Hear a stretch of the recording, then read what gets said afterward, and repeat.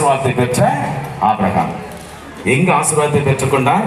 இந்த நாட்டிலிருந்து நீ நான் காட்டுகிற புதிய நாட்டிற்கு புதிய இனத்திற்கு உன்னுடைய சொந்த வீட்டை விட்டு போகிற பொழுது உன்னை நான் ஆசீர்வதிப்பேன், நீயும் ஆசீர்வாதமாக இருப்பாய்.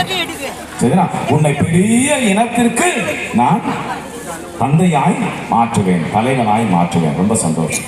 12ஆம் அதிகாரம் 15வது வசனம் 15ஆம் அதிகாரம் ஆண்டவர் பேசுறாரு யார்கிட்ட? ஆபிரகாம்கிட்ட. அப்ப ஆபிரகாம் கேட்கிறாரு, ஐயா அந்த ஊர்ல இருந்து பிறக்கும் போது புதிய நாட்டை கொடுப்போம்னு சொன்னீங்க, நாட்டை கொடுத்துட்டீங்க, ரொம்ப சந்தோஷம். என் மூலமா பெரிய இனத்தை உருவாக்கும் சொன்னீங்களே, ஆனா ஒரு பிள்ளைய கூட காணுமே, எனக்கு ஒரு குழந்தை கூட எனக்கு பிறக்கவில்லையே. அப்ப இடத்தை கொடுத்துட்டீங்க, இடத்தை ஆண்டு கொள்வதற்கு யாரை கொடுக்க போறீங்க? ஒரு குழந்தை கூட கொடுக்கவில்லையே. பாதியை கொடுத்தீங்க, பாதியை கொடுக்கவில்லையே. அன்பார்ந்தவர்களே, கடவுள் சொன்னார், இல்ல கொஞ்சம் கொடுப்பேன். நீ வெளியே வா, வீட்டை விட்டு வெளியே வா, வானத்தை பாரு, நட்சத்திரத்தை எண்ணிட முடியுமா? எண்ண முடியாது. கடற்கரைக்கு வா, அந்த மணலை எண்ணிருவியா? எண்ண முடியாது. அதே போல பெரிய இனத்தை உருவாக்குவேன். ஆபிரகாமும் சரின்னு கேட்டாரு. 18வது அதிகாரம். இப்ப ஆபிரகாமுக்கு இன்னும் குழந்தை பிறக்கவில்லை. 18ஆம் அதிகாரத்தில் அவருக்கு மரத்தடியில் உட்காந்து வெயில் காலத்தில் மரத்தில் உட்காந்து ரொம்ப ரெஸ்ட் எடுத்துக்கிறாங்க. 3 பேர் வராங்க. 3 பேர் வந்தவங்க சொல்றாங்க, வந்த உடனே சாப்பிட்டு எல்லாம் முடிச்சுட்டு உனக்கு ஒரு குழந்தை.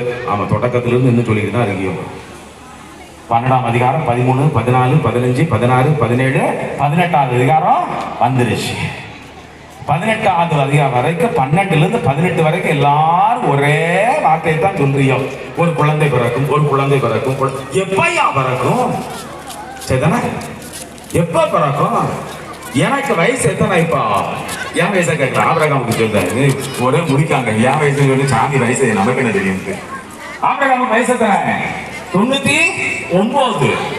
அப்ப சொல்லிட்டு இருக்கிறாங்க ஒரு குழந்தை பிறக்கும். இதை கேட்டுக்கிட்டு இருக்கக்கூடிய அம்மா வேற என்ன பேரு? சாரா. அவங்களுக்கு எத்தனை வயசு? 89. 2க்கு 10 வயசு வித்தியாசம். நல்லா ஞாபகம் வச்சுக்கணும். 10 வயசு. இவருக்கு 99, அதுக்கு 89. அந்த அம்மா இவராது பேசிட்டு இருக்க. அந்த அம்மா சிரிச்சிருச்சு. அந்த அம்மா கூட இருந்துருவாரு.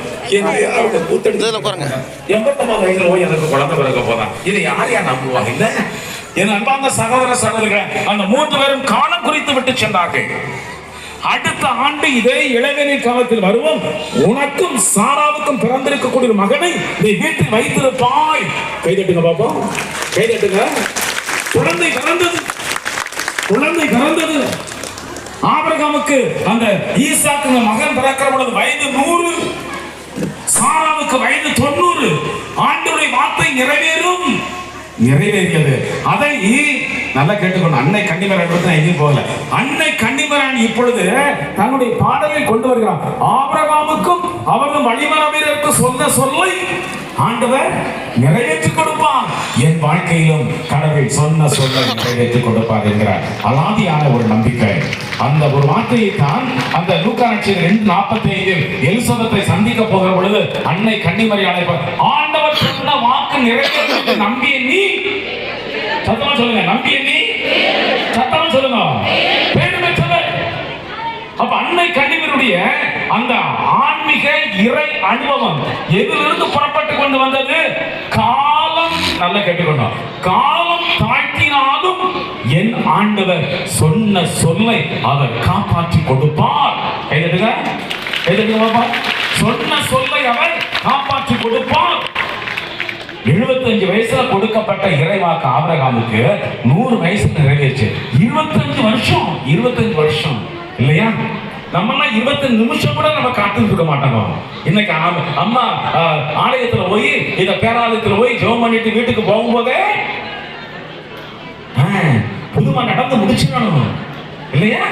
புதுமை நடந்து முடிச்சிடணும். அதுக்கு அடுத்த வருஷம் பங்குசாமி குருசாமிகிட்ட 2 சேலை எடுத்து கொண்டு வந்து, அம்மா எனக்கு போன வருஷம் ஒரு 25 நிமிஷத்துல எனக்கு புதுமை செஞ்சுட்டாங்க, இந்தாங்க 2 சேலை, அம்மாவுக்கு எப்படியாவது ஒரு சேலைய கட்டி வச்சிருந்தா சாமிகிட்ட கொண்டு வந்து காணிக்கையா கொடுத்துட்டு போயிட வேண்டியது இல்லையா? என் பிரியமான சகோதரனே சகோதரியே, 25 ஆண்டுகள் அன்னை கன்னிமரியாள் சொன்னார், ஆபிரகாமுக்கு சொன்ன சொல்லை கடவுள் காப்பாற்றுவார். அதை நான் நம்புகிறேன். அப்போ இறை வார்த்தையுடைய அனுபவம் நமது வாழ்க்கையில் இன்னைக்கு நிறைய இருக்க வேண்டும் சொன்னால் இறை வார்த்தை நிறைவேறியே தீரும் என்கிற நம்பிக்கை. அந்த நம்பிக்கையோட மட்டும் கைது உருவாப்போம். கடவுள் சொல்ல மறக்க மாட்டாரியா? Very good, very good. Praise the lord. அன்பார்ந்தவர்களே, அப்ப கடவுள் உங்கள் குடும்பத்திற்கு ஒரு வார்த்தையை சொல்லி வைத்திருக்கிறார். கடவுள் உங்கள் குடும்பத்துக்கு திட்டத்தை சொல்லி வைத்திருக்கிறார். அந்த அன்னை கண்ணுடைய பிள்ளைகளாக இருக்கக்கூடிய நீங்கள் அந்த இறை அனுபவத்தை பெற்றுக் கொள்வதற்கு இறை வார்த்தை நிறைவேறும் என்று நம்புங்கள். இரண்டாவது, இயற்கைக்கு அப்பாற்பட்ட வார்த்தை. இயற்கைக்கு சத்தமா சொல்லுங்க, இயற்கைக்கு ரைட். இதை எப்படி நாம் பெற்றுக்கொள்வது? அன்னை கன்னிமரியாள் நிரம்பினார். ஆண்டவருடைய வார்த்தை இயற்கைக்கு அப்பாற்பட்டு இருக்கக்கூடியது, இயற்கைக்கு அப்பாற்பட்டு இருக்கக்கூடிய வல்லமை படைத்தது. அதே லூக்கா நற்செய்தி 1ஆம் அதிகாரத்துல வானதூதர் அன்னை கன்னிமரியாளுக்கு மங்கள வார்த்தை சொல்லுகிற பொழுது 36ஆவது வசனத்தை சொல்லுவான், கருமுறை இயலாதவர், தெரிஞ்சுக்கணும், கருமுறை இயலாதவர் என்று சொல்லப்பட்ட எலிசபெத் இப்பொழுது கருத்தாங்கி 6வது மாசத்தில் அவர் ஒரு குழந்தையை எதிர்பார்த்து கொண்டிருக்கிறார். உனது உறவினராகிய எலிசபெத் இப்பொழுது 6வது மாதம் கருவுரை இயலாதவர் என்று சொல்லப்பட்ட ஒரு நிலை.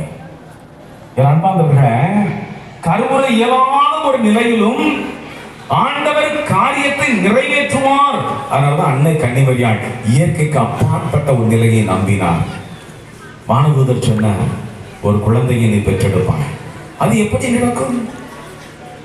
நானும் ஒரு கன்னி பெண் ஆகிச்சே இல்ல, ஒரு கன்னி கருத்தாங்கி இந்த உலகத்தில் ஒரு மகனை பெற்றெடுப்பார் என்கிற ஒரு காரியம் கடவுளால் நடைபெறும். அது என்ன? ஒரு கன்னி பெண் எப்படி ஒரு குழந்தையை பெற்றெடுக்க முடியும்? நடக்கும், நடக்கும். அந்த வார்த்தையை கூட அன்னை கன்னிமரியாள் அந்த வார்த்தையை நம்பினார். இயற்கைக்கு அப்பாற்பட்டு இருக்கக்கூடிய ஒரு காரியம் கூட கடவுளுடைய வல்லமையினால் நடக்கும் என்று நம்பியதுதான் ஆண்டவர் அன்னை கன்னிமரியுடைய ஒரு பெரிய ஒரு இறை அனுபவம். பார்த்துக்கோங்க. சரிதானே? ஐயா இன்னைக்கு மழை பெய்யும், ரைட், மழை பெஞ்சிட்டு போகுது. சில சமயத்தில் சொல்லுவாங்க, அன்னைக்கு பார்த்தா நல்ல இன்னைக்கு மழை பெய்யும் சொல்லி பள்ளிக்கூடம்லாம் லீவ் விடுவாங்க. அன்னைக்கு பார்த்தா தான் வெயில் கொடுமையா இருக்கு. பார்த்துக்கோங்க. சரியா? நம்ம ஒரு வார்த்தையை சொல்லியிருப்போம், இந்த மாதிரி நடக்கும். ஆனால் அன்னை கன்னிமரியாள் அந்த இயற்கைக்கு அப்பாற்பட்டு ஒரு நடக்கும் என்று கடவுள் சொன்ன வார்த்தையை, அந்த வார்த்தையை நம்பி அதன் மூலமாக பெற்ற ஒரு அனுபவம் இருக்கு. பார்த்தீங்களா அன்பார்ந்தவர்களே, நம்மெல்லாம் இன்றைக்கு கடவுளுடைய பிள்ளைகளாக இயற்கைக்கு உட்பட்டு போய் சிந்திக்கக்கூடிய ஒரு சிந்தனை. ஆனால் இயற்கைக்கு அப்பாற்பட்டு மார்க்கு நற்செய்தி அதிகாரம் 4 பார்க்கிறோம். இயேசு அந்த படகில் போய்கொண்டிருக்கிற பொழுது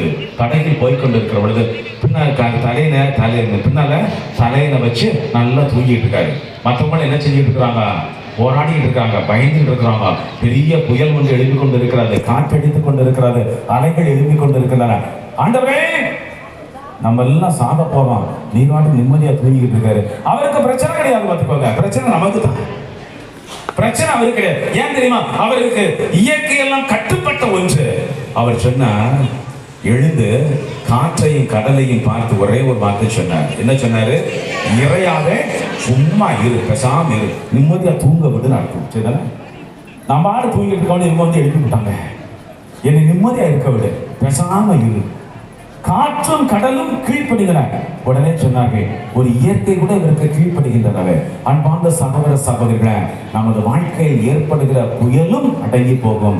நாம் சிந்திக்கின்ற இயற்கைக்கு அப்பாற்பட்டு இருக்கக்கூடிய காரியங்கள் கூட கடவுளுடைய வார்த்தையால் நடக்கும். அதை அன்னை கன்னிமரியாள் சிறப்பாக நம்பி இருக்கக்கூடிய ஒரு நம்பிக்கை. இயற்கைக்கு அப்பாற்பட்ட காரியங்களும் கடவுளுடைய வார்த்தை மூலமாக நடக்கும். மூன்றாவது கடைசியாக என்னுடைய வார்த்தையை முடித்துக் கொள்கிறேன். அன்பார்ந்தவர்களே, கீழ்ப்படிதல் மூலமாய், ஆண்டவருடைய வார்த்தைக்கு கீழ்ப்படிதல் மூலமாய் புதுமைகள் நடக்கும். அன்னை கன்னிமரியாள் நம்பினார். அது ஒரு அனுபவம். என்ன ஒரு புதுமை? யோவான் நற்செய்தி அதிகாரம் 2. ஏன் அன்னை கன்னிமரியாள் இயேசுவை பார்த்து ரசம் பற்றவில்லை என்று சொன்னார். உடனே இயேசு அதை பற்றி நம்ம என்னமா செய்ய முடியும்? அந்த அம்மா அதுக்கு பிற்பாடு இயேசுட்ட ஒன்றும் பேசலை. அன்னை கன்னிமரியாள் தன் மகன்கிட்ட பேசலை. கூட இருக்கக்கூடிய வேலையாட்கள் அவர் சொன்னதை நீங்கள் செய்யுங்க, புதுமை நடக்கும். பிரைசலாம். அவர் சொன்னதை நீங்கள் செய்யுங்க, அவர் என்ன சொல்றாரு செய்யுங்க. இயேசு உடனே ஒரு கட்டளை போட்டார், 6 கற்றாடிகளில் தண்ணீரை நிரப்புங்கள். இப்பொழுது அவர் ஆசீர்வதித்த பிற்பாடு இந்த தண்ணீரை எடுத்துக்கொண்டு போய் இப்பொழுது பரிமாறுங்கள். தண்ணீர் ரசமாய் மாறியிருந்தது. என் பிரியமான சகோதர சகோதரிகளே,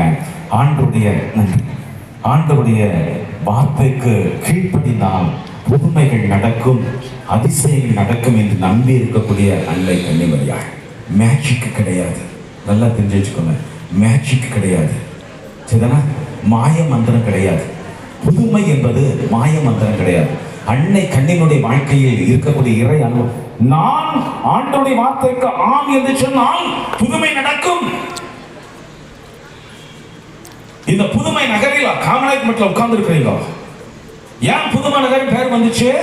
ஏகப்பட்ட புதுமைகளை மக்கள் அனுபவித்துக் கொண்டார்கள். அப்ப இந்த புதுமை நகரில் நாம் இருக்கிறோம் என்று சொன்னால் இந்த புதுமைகள் மாய மந்திரமா? இல்ல. இந்த புதுமைகள் மேஜிக்கா? கிடையாது. கடவுளுக்கு முன்னால் மாய மந்திரங்கள் நிர்மூலமாக்கப்படும் என்று இறைவாக்கு எசையா மூலமாய் சொல்லப்பட்டிருக்கிறது. குறி சொல்லவர்களுடைய வார்த்தைகள் நிர்மூலமாக்கப்படும். ஆனால் என்னுடைய வார்த்தைகள் மூலமாய் புதுமைகள் நடந்து கொண்டிருக்கும். கைதட்டுங்க பார்ப்போம். என்னுடைய வார்த்தைகள் மூலமாய் புதுமைகள் நடக்கும். அது மாய மந்திரம் அல்ல. என் அன்பார்ந்த சகோதரனை சகோதரி, மாய மந்திரத்தை தேடி அன்னை கன்னிமரியாள் போகவில்லை. கடவுளுடைய வார்த்தைக்கு உண்மையாய் தன்னை அர்ப்பணித்து அது நடக்கட்டும் என்று நிறைந்த காரணத்தினால் ஒரு மாபெரும் ஒரு புதுமை அன்னை கன்னிமரி மூலமாய் நம்ம கொடுக்கப்பட்டது. ஏகப்பட்ட புதுமைகள் நம்ம அனுபவிச்சிருக்கிறோம். ஆனா உலகம் முழுவதுக்கும் ஒரே ஒரு புதுமையை அம்மா கன்னிமரியாள் கொடுத்தார். என்ன புதுமை? ஆண்டவராகிய இயேசுவை கொடுத்தார். மீட்பை கொண்டு வந்தார். மீட்பை கொண்டு வந்தார். அது மாபெரும் ஒரு புதுமை, மாபெரும் ஒரு புதுமை, மாபெரும் ஒரு திட்டம். என் அன்பார்ந்த சகோதர சகோதரிகளே, இன்னும் நிறைய காரியங்கள் இருந்தாலும் நேரம் கருதியத்தோடு முடித்துக் கொள்கிறேன். ஆக அன்னை கன்னிமரியாள் இறை வார்த்தையுடைய அனுபவத்தை பெற்றவர். அந்த இறை அனுபவத்தை சுருக்கமாக சொல்லிவிடுவேன். இறை அனுபவத்தை சவால்களுக்கு மத்தியில் வாழ்ந்தவர். இரண்டாவது, பொய்மைகள் நிறைந்திருக்கக்கூடிய வாழ்க்கை சூழ்நிலையில் எது உண்மை கடவுள் என்று, கடவுளுடைய வார்த்தை என்று ஏற்றுக்கொண்டவர். மூன்றாவது, அந்த வார்த்தை நடக்கும், நிறைவேறும், தான் சொன்ன சொல்லை கடவுள் நிறைவேற்றுவார் என்று நம்பி இருக்கக்கூடிய அன்னை கன்னிமரியாள். அந்த வார்த்தையும் சாதாரணமாக அல்ல, இயற்கைக்கு அப்பாற்பட்டு காரியங்களை கடவுள் நடத்துவார் என்கிற ஒரு அருமையான ஒரு நம்பிக்கை உணர்வு. அதை எப்படி பெற்றுக்கொள்வது? கீழ்ப்படிதல். இறை வார்த்தைக்கு தன்னை இதோ ஆண்டவருடைய அடிமை என்று ஒப்புக் கொடுப்பதன் மூலமாய் அந்த புதுமைகளை நானும் பெற்றுக்கொள்ள முடியும். புதுமைகள் நடக்கும். அப்ப அன்னை கன்னிமரியாளுக்கு ஒரு மாபெரும் ஒரு இறை வார்த்தையுடைய அனுபவம் இருந்தது. சரிதானா?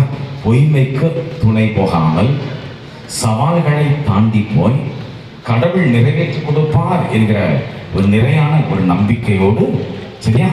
அப்ப இயற்கைக்கு அப்பாற்பட்ட காரியங்களை கூட கடவுளுடைய வார்த்தை நடத்தி காட்டும். அதற்கு என்னை முற்றிலுமாக நான் கீழ்ப்படிதலோடு அர்ப்பணிக்க வேண்டும். இந்த அனுபவத்தில் தான் அன்னை கன்னிமரியாள் இறை வார்த்தை மூலமாய் தன்னுடைய கடவுள் அனுபவத்தை பெற்றுக்கொண்டார். அந்த கடவுளுடைய அனுபவம் அவரிடமிருந்து எடுக்கப்படவே இல்லை. எடுக்கப்படாதது மட்டுமல்ல, அவர் காத்து கொண்ட காரணத்தினால் துன்பங்களையும் துயரங்களையும் தாங்கிக் கொள்ளக்கூடிய மன வலிமையை அந்த அன்னை கன்னிமரியாள் பெற்றுக்கொண்டார். அந்த அன்னை கன்னிமரியுடைய அன்பு பிள்ளைகளாய் வந்திருக்கக்கூடிய உங்களுக்கு இதே ஆசீர்வாதங்கள் உண்டு. இறை அனுபவத்தில் வளருங்கள். இறை வார்த்தையை வாசியுங்கள். இறை வார்த்தையை அன்னை கன்னிமரியாள் பார்த்தது போல பாருங்கள். சரிங்களா? அன்னை கன்னிமரியாள் கூட மனநிலையோடு பாருங்கள். உங்கள் வாழ்க்கையில் மிகுந்த வல்லமையையும் ஆசீர்வாதங்களையும் உங்கள் குடும்பங்கள் பெற்றுக்கொள்ள அன்னை கன்னிமரியாள் நமக்காக பரிந்து பேசுவார். சரிங்களா? ரைட். ஏதாவது கேள்வி கேட்கணுமா? ஏன்ட்ட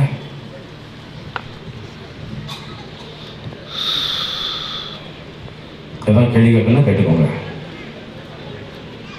காப்பி வந்துருச்சா? கேள்வி கேட்கும்போது காப்பி வரும் இடம் வந்துருச்சா? இல்லையா?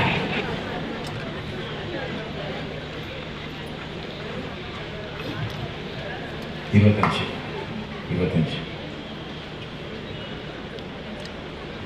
சரி, யாராவது கேள்வி கேட்கணுமா? இல்லைன்னு சொன்னால் அடுத்ததுக்கு போவோம். சரிதானே? நமக்கு நேரம் சரியாக தான் இருக்குது. கரெக்டாக போயிட்டு இருக்குது. 25. ரைட். சந்தோஷமா? யாராவது கேள்வி கேட்கணுமா? அப்படி இல்லையா? சரி. இப்போ அடுத்து நம்ம கேட்க போகிற இந்த உரையானது நமது மண்ணின் மைந்த அருட்தந்தை தியாகராஜாவுக்கு ஒரு சின்ன ஒரு காரியம் பண்ணுவோமா? சாமி எந்திரிங்க. அவர் பார்க்காரு, இவ்வளவு நேரம் என்னவோ பேசிட்டு இருந்தாரு, இப்போ எந்திரிக்க சொல்றாரு. என்ன விஷயம்? வேற ஒன்றும் இல்லை, இன்னைக்கு சாமிக்கு பிறந்த நாள் பார்த்துக்கோங்க. அதெல்லாம் ஒரு சின்ன ஒரு பாட்டு பாடுவோமா? அவருடைய செய்திக்கு முன்பதாக ஒரு சின்ன ஒரு பாட்டு. ஏன்னா சொந்த ஊர்ல அன்னை கன்னிமரியுடைய அதே ஆலயத்துல இன்னைக்கு அவருக்கு பிறந்த நாள். வயசை கேட்டாதுங்க, எனக்கும் தெரியாது. கேட்கணும் தனி அவர்கிட்ட போய் கேட்டுக்கோங்க, மைக்கில் பேசக்கூடாது. அதை சரி, ரைட். அன்பார்ந்தவர்களே, ஒரு சின்ன ஒரு பாட்டல். Happy birthday to you, happy birthday to you, happy birthday to you dear father, happy birthday to you, may the Lord God bless you, may the Lord God bless you, may the Lord God bless you, Father. Happy birthday to you.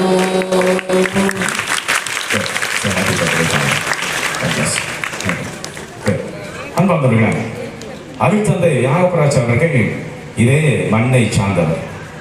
ஏற்கனவே அந்தோனிராஜசாமி சொன்னது போல பல இடங்களில் தன்னுடைய சிந்தனைகள் மூலமாய் இறை வார்த்தையை, கடவுளுடைய வார்த்தையை மக்களுக்கு பகிர்ந்து கொடுப்பது தியானங்கள் மூலமாக இருக்கலாம், கருத்து உரைகள் மூலமாக இருக்கலாம், மறைவுரை சிந்தனைகள் மூலமாக இருக்கலாம். அருமையாக அவற்றை நுணுக்கமாக ஆராய்ந்து சிந்தித்து அவர் சொல்லுகின்றார் அவருடையான வார்த்தைகள். இந்த தந்தை அவர்களை அன்போடு அழைத்தும் வந்திருக்கிறார்கள். இப்போது 4ஆம் கட்டளை என்கிற ஒரு பங்கில் பங்கு தந்தையாக கடந்த 4.5 ஆண்டுகளாக அவர்கள் பணியாற்றி கொண்டிருக்கிறார்கள். அதற்கு முன்னால் மறைமாற்றத்தில் இருக்கக்கூடிய எல்லா பள்ளிகளுடைய கண்காணிப்பாளராக பணியாற்றி கொண்டிருக்கிறார்கள். சரியா, அவர் குருமானவராக இருக்கிற பொழுது பார்த்து பேசி இருப்பது உண்டு. ஆனால் குருவாக மாறி இருப்பார், இன்னும் அதிகமான தொடர்பு ஏற்படுத்திக் கொள்வதற்கான வாய்ப்பு எங்கள் பங்கில் கூட பங்கு சாமியாராக இருந்தாங்க. அதனால அருமையான மக்கள் மேல் கரிசனை கொண்டு மக்களை வழிநடத்தி கொண்டிருக்கக்கூடியவர்கள். அப்போ சாமி காலையில் நாங்கள் 2 உட்காந்து சாப்பிட்டுருந்தோம். அதில் உங்களுக்கு சமைக்கிறதுக்கு ஆள் இருக்கா அப்படின்னாரு. எனக்கு ஆள் இல்லையே அப்படின்னு. இப்படி எப்படி சாப்பிட்றீங்க அப்படின்னாரு. இல்லை, ஒரு அம்மா எங்கிட்ட வேலை செய்கிற அம்மா காலையிலையும் சாயந்தரமும் கொண்டு வந்து கொடுப்பாங்க. ராத்திரி நாங்கள் எங்கேயாவது இருந்தோம்னா கடையில் வாங்கி சாப்பிட்டுக்கிடுவேன். இல்லைன்னா எங்கள் பூசைக்கு போகும்போது அங்கங்கே அந்தோனி குருஸ் மாதிரி யாராவது 2 பேர் கூப்பிடும்போது அங்கே போய் உட்காந்து சாப்பிட்டுக்கிறேன் அப்படின்னு சொல்லிட்டு இருந்தேன். நீங்கள் உங்களுக்கு என்ன அப்படின்னு, எனக்கும் குக்கு இல்லை அப்படின்னாரு. எனக்கும் சமையல். நீங்கள் எப்படி சாப்பிடுறீங்க? நாங்கள் ஒவ்வொரு வீடாக கொண்டு வந்து கொடுப்பாங்க, ஒவ்வொரு வீட்லையும் வாங்கி சாப்பிட்டு இருக்கோம். சரிங்களா, மக்களுடைய பாசம், அதைத்தான் சொல்ல வந்தேன். டேர்ன் போட்டு கொடுக்குறாங்க. இன்னைக்கு நாங்கள் கொடுக்க போகிறோம் பங்குச்சாமிக்கு, நாளைக்கு அந்த குடும்பம், நாளை கழிச்சு அந்த குடும்பம், அதுக்கடுத்து அந்த குடும்பம், இந்த அன்பியம், அப்படி போட்டு மக்கள் போட்டு சாப்பாடு கொடுத்துட்டு இருக்கிறாங்க. அப்படிதானே? அப்போ பாசம் இல்லாமல் கொடுப்பாங்களா? பாசம்னா ஒரு பக்கத்தில் இருந்தால் அப்போ இவர் அந்த பாசத்தை கொடுத்த காரணத்தினால் மக்களும் பாசத்தோடு அந்த காரியத்தை செய்து கொண்டிருக்கிறார்கள். அப்போ மக்கள் பாசத்தையும் இறை வார்த்தையோடு இணைந்து இருக்கக்கூடிய அன்னை கனிமரிக்கு இருக்கக்கூடிய அந்த ஒரு நிறைந்த ஒரு பக்தியையும் தனது மக்களுக்கு கொடுத்து அந்த அன்பிலிருந்து நிறைய காரியங்களை அவர்கள் செய்து கொண்டிருக்கிறார்கள். எனவே தந்தையுடைய கருத்துரைக்கு நான் கரவொலி எழுப்பி அவர்களை நமது மத்தியில் அன்போடு வரவேற்றுக் கொள்வோம். இந்த 10 அவங்க 11:10 முடிப்பாங்க. அதுக்கு பின்னாடி நம்ம அடுத்த எனவே கேள்வி கேட்கறதுக்காக 10 நிமிஷம் வச்சிருக்கிறோம். அது இல்லைன்னு சொன்னா தாக்கு போயிட்டு இருக்கோம். ஆனால் கேள்வி எப்போ வேணாலும் யாருக்கு வேணாலும் கேள்வி கேட்பதற்கான கடமை உண்டு. தந்தை அவர்கள் வாருங்க.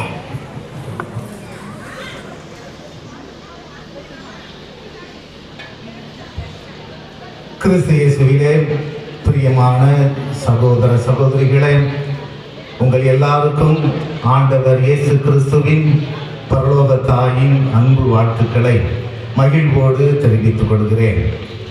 அன்புமிக்கவர்களே, ஏறக்குறைய ஒரு மாதத்திற்கு முன்பாக காமநாயக்க கமிட்டியினுடைய உதவி பங்கு தந்தை அருட்திரு அந்தோனிராஜ் அவர்கள் என்னை தொலைபேசியிலே தொடர்பு கொண்டார்கள்.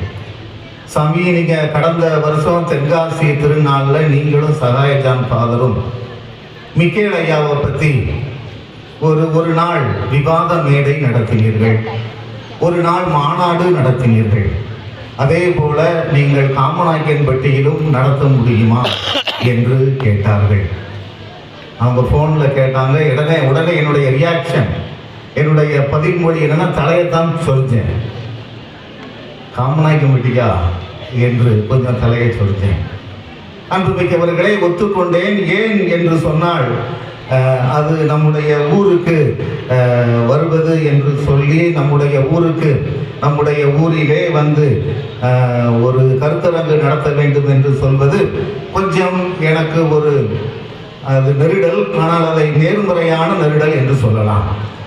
அதாவது மற்ற ஊர்களில் நம்ம கருத்தரங்கு நடத்துகிறோம், மற்ற ஊர்களில் நம்ம தியானம் கொடுக்குறோம், அது வேற. ஆனால் உள்ளூர் மேளம் சொந்த ஊரில் இறைவாக்கினர் என்ன செய்யப்பட மாட்டாங்க, ஏற்றுக்கொள்ளப்பட மாட்டாங்க. சொந்த ஊரில் எப்படி பேசுவது என்று ஒரு நேர்மறையான ஒரு நெருடல்.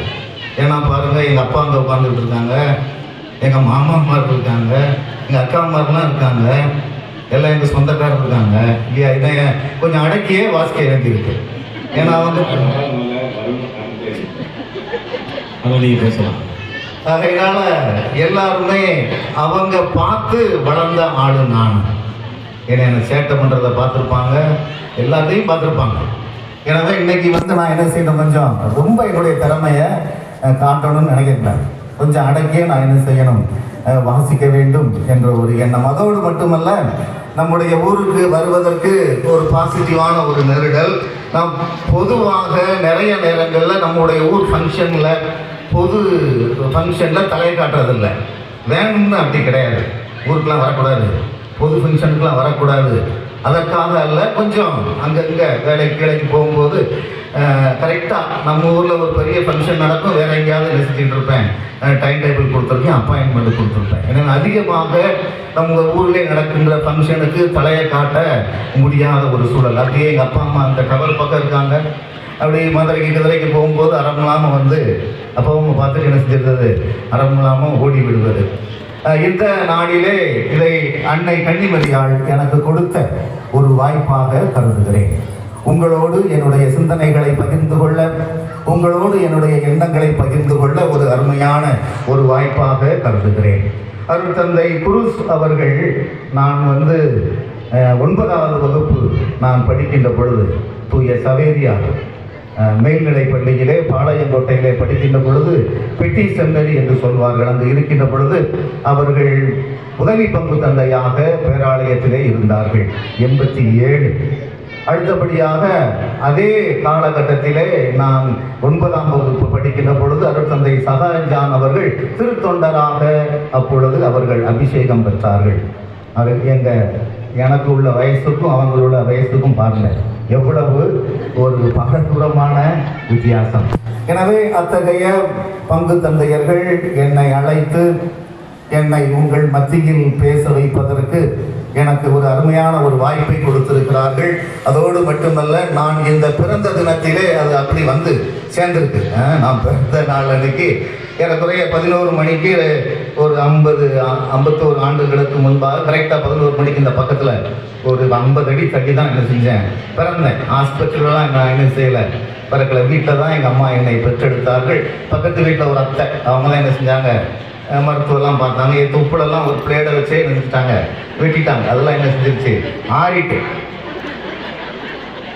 இது ஒரு பரலோகமாதாவினுடைய ஒரு அருமையான ஒரு செயல். இந்த நாளிலே எல்லாருக்கும் என்னுடைய நன்றிகளை, வாழ்த்துக்களை தெரிவித்துக் கொண்டு, அன்னை மரியாளினுடைய இறை அனுபவம் அது ஒரு விடுதலை பார்வை.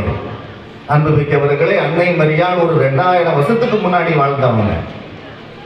அவங்கள பற்றி பேச நான் யார்? அந்த அம்மா 2000 வருஷத்துக்கு முன்பாக பாலஸ்தீனத்தில், இப்போ அவங்க வாழ்ந்த பகுதி நாசரேத்து இஸ்ரேலில் இருக்கிறது, அங்கே வாழ்ந்தவங்க. அவங்கள பற்றி நான் என்ன பேச, அவங்கள பற்றி பேசுவதற்கு எனக்கு என்ன தகுதி இருக்கிறது?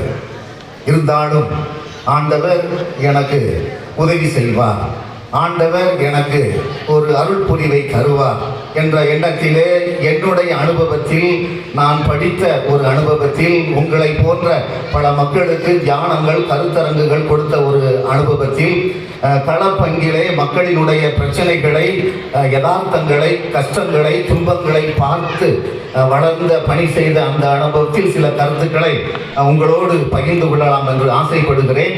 நீங்கள் நாம் பேசி முடித்த பிறகு நீங்கள் என்ன செய்யலாம், தாராளமாக என்னுடைய கேள்விகளை கேட்கலாம்.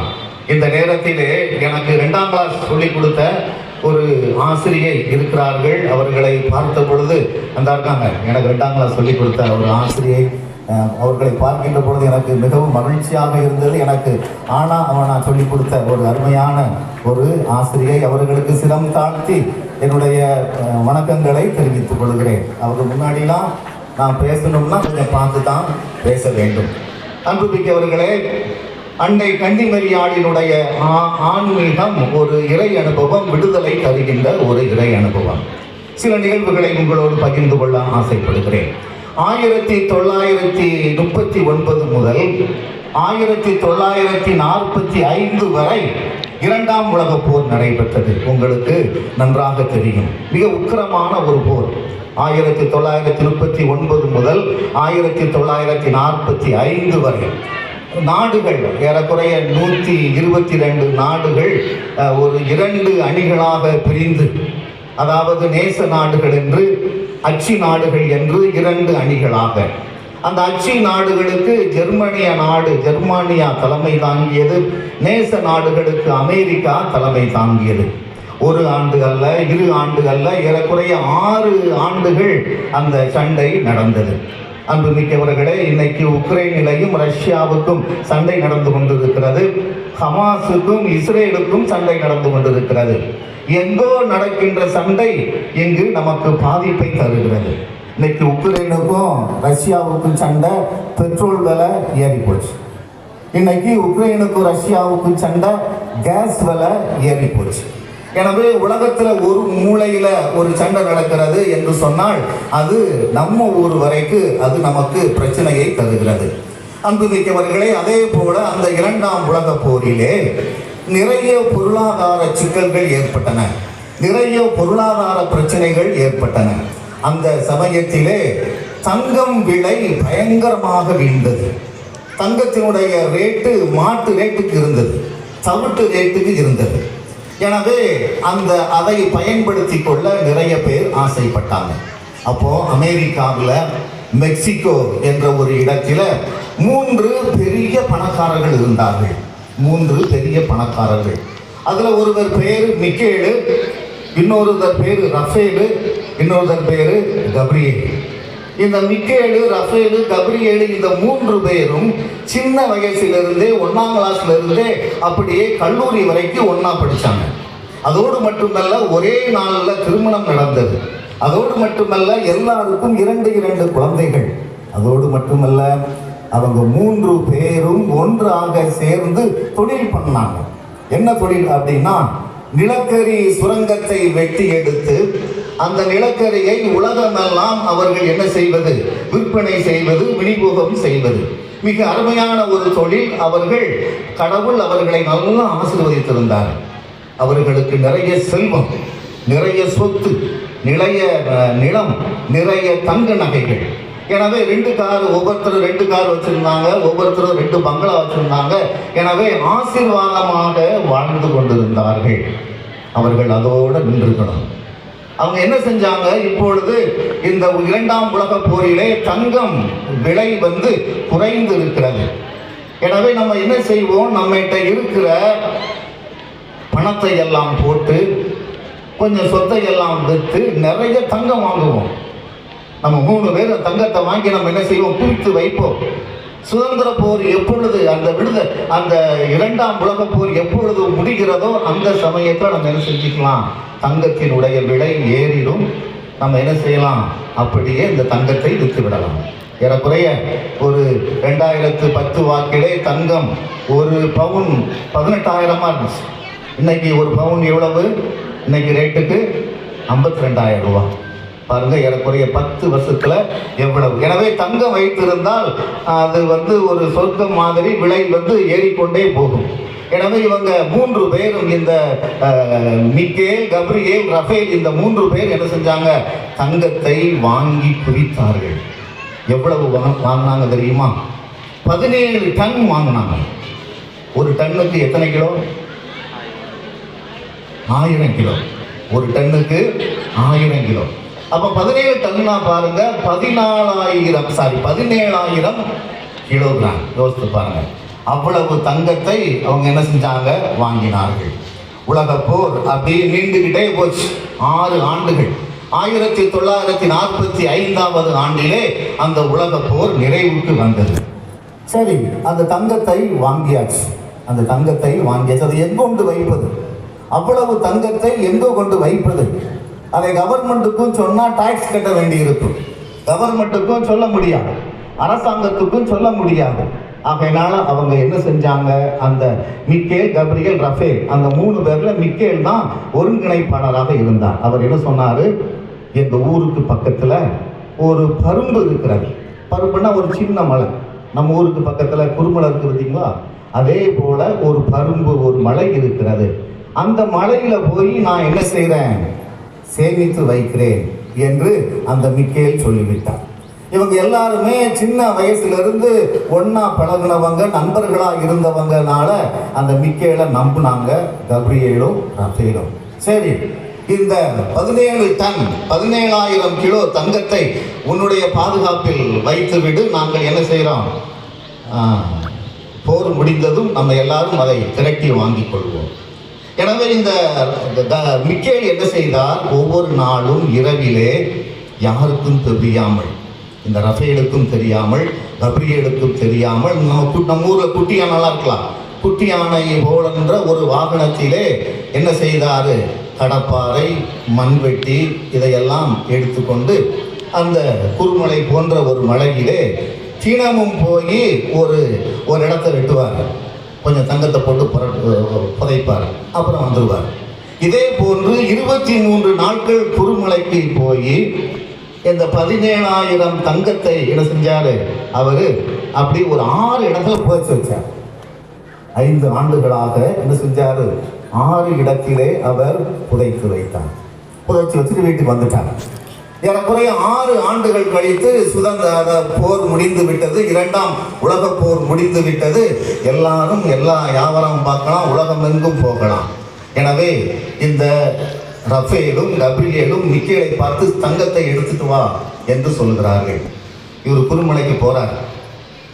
போனா ஒவ்வொரு இடமா தோன்றார், தங்கத்தை காணும். 2 நாள் ஆகுது, 3 நாள் ஆகுது, 1 மாதம் ஆகுது. குறுமலையில எல்லா இடத்துலையும் தேடியாச்சு, தங்கத்தை காணும். 1954 ஆண்டு அந்த ரஃபேல் என்பவர் பைக்கில் அப்படியே கோயில்பட்டி பார்த்து போயிட்டு இருக்கும் பொழுது செவந்த பெட்டி வந்தவனையும் ஒரு லாரி அவர் மேலே ஏறி அவர் அவுட்டு. யார் அவுட்டு? இப்போ 2 பேர் தான் இருக்காங்க, ரஃபேல் அவுட்டு. இப்போ கப்ரியேலும் மிக்கேலும் தான் இருக்கிறாங்க. அன்புமிக்கவர்களே, மீண்டும் 6 ஆண்டுகள் கழித்து 1962 ஆண்டிலே இந்த கப்ரியேல் விமானத்திலே போய் கொண்டிருக்கின்ற பொழுது, விமானத்திலிருந்து இறங்கி தன்னுடைய சொந்த ஊர் மெக்சிகோவுக்கு வருகின்ற பொழுது அவர் விமான நிலையத்தில் உட்கார்ந்த மாதிரியே என்ன செஞ்சிட்டார், அவர் செத்து போயிட்டார். இப்போ யார் மட்டும்தான் இருக்கா? மிக்கேல் மட்டும்தான் இருக்கார். இந்த மிக்கேல் தேடிக்கிட்டே இருக்கிறார். தினமும் போய் என்ன செய்தார், அந்த புதையலை தேடிக்கொண்டே இருக்கிறார். கடைசியில் 1974 ஆண்டிலே அவரும் என்ன செய்து விடுகிறார், இறந்து விடுகிறார். கடைசி மட்டும் அந்த 17,000 கிலோ தங்கத்தை, 17 டன் எடையுள்ள தங்கத்தை அவரால் கண்டுபிடிக்க முடியவில்லை. அன்புமிக்கவர்களே, இப்பொழுது 1974 ஆண்டிலே அவர் இறந்த பின் அமெரிக்க அரசாங்கத்துக்கு தெரிய வருகிறது, அந்த குறுமலையில் ஏதோ ஒரு 6 இடத்துல தங்க கட்டிகள் இருக்கிறது, 17,000 கிலோ தங்க கட்டிகள் இருக்கிறது என்பது அமெரிக்க அரசுக்கு தெரிய வருகிறது. அவர்கள் 100 இராணுவ வீரர்களை வைத்து அவர்கள் என்ன செஞ்சாங்க, அணுவாக தோண்ட ஆரம்பித்தார்கள். இன்னைக்கு வரைக்கும் அவர்கள் 1 கிராம் தங்கத்தை கூட எடுக்க முடியவில்லை. இன்னைக்கும் தோண்டிக்கிட்டு இருக்காங்க. நீங்கள் கூட என்ன செய்யலாம், போகலாம். நம்ம கூட என்ன செய்யலாம், இந்த மெக்சிகோவுக்கு போகலாம். கிறிஸ்துவில் பிரியமான சகோதர சகோதரிகளை, இந்த மிக்கேல், கப்ரியேல், ரஃபேல் இந்த 3 பேருக்கும் கடவுள் எல்லாத்தையும் கொடுத்திருந்தார். ஆனால் அவங்க என்ன செஞ்சாங்க, அதிகமாக ஆசைப்பட்டார்கள். அந்த ஆசை அவர்களையும் அழித்து விட்டது, அவர்களுடைய குடும்பத்தையும் அழித்து விட்டது. அந்த ஆசை அவர்களுடைய எல்லாத்தையும் அழித்து விட்டது. பாருங்கள், துட்டு மீது அவர்களுக்கு இருக்கின்ற ஒரு பேராசை. இன்னைக்கும் நிறைய பேருக்கு துட்டுத்தான் கடவுளாக இருக்கிறது, துட்டுத்தான் ஆன்மீகமாக இருக்கிறது. இது நடந்து ஒரு ஏறக்குறைய 80 வருஷம் என்று சொன்னால் இன்னைக்கும் இத்தகைய நிகழ்வுகளை நீங்கள் பார்க்கலாம். அன்புமிக்கவர்களே, கடந்த ஆண்டிலே அந்த அமெரிக்காவிலே இன்னும் ஒரு வித்தியாசமான ஒரு சம்பவம் நடந்தது. என்ன சம்பவம் அப்படின்னா, இன்னைக்கு நிறைய பேர் முகநூலில் ஃப்ரெண்டாக இருக்கிறாங்க. அப்படி தானே? ஃபேஸ்புக் கேள்விப்பட்டிருப்பீங்க, வாட்ஸ்அப் கேள்விப்பட்டிருப்பீங்க. இன்றைக்கி நிறைய பேர் வாட்ஸ்அப் வச்சுருக்கிறாங்க. நம்ம வின்சென்ட்லாம் ஏகப்பட்ட வாட்ஸ்அப் குரூப் வச்சுருக்காரு. ஏறக்குறைய 102 குரூப் வச்சுருப்பீங்க. நம்மள இந்த ஏகப்பட்ட குரூப் வச்சுருக்கிறார்.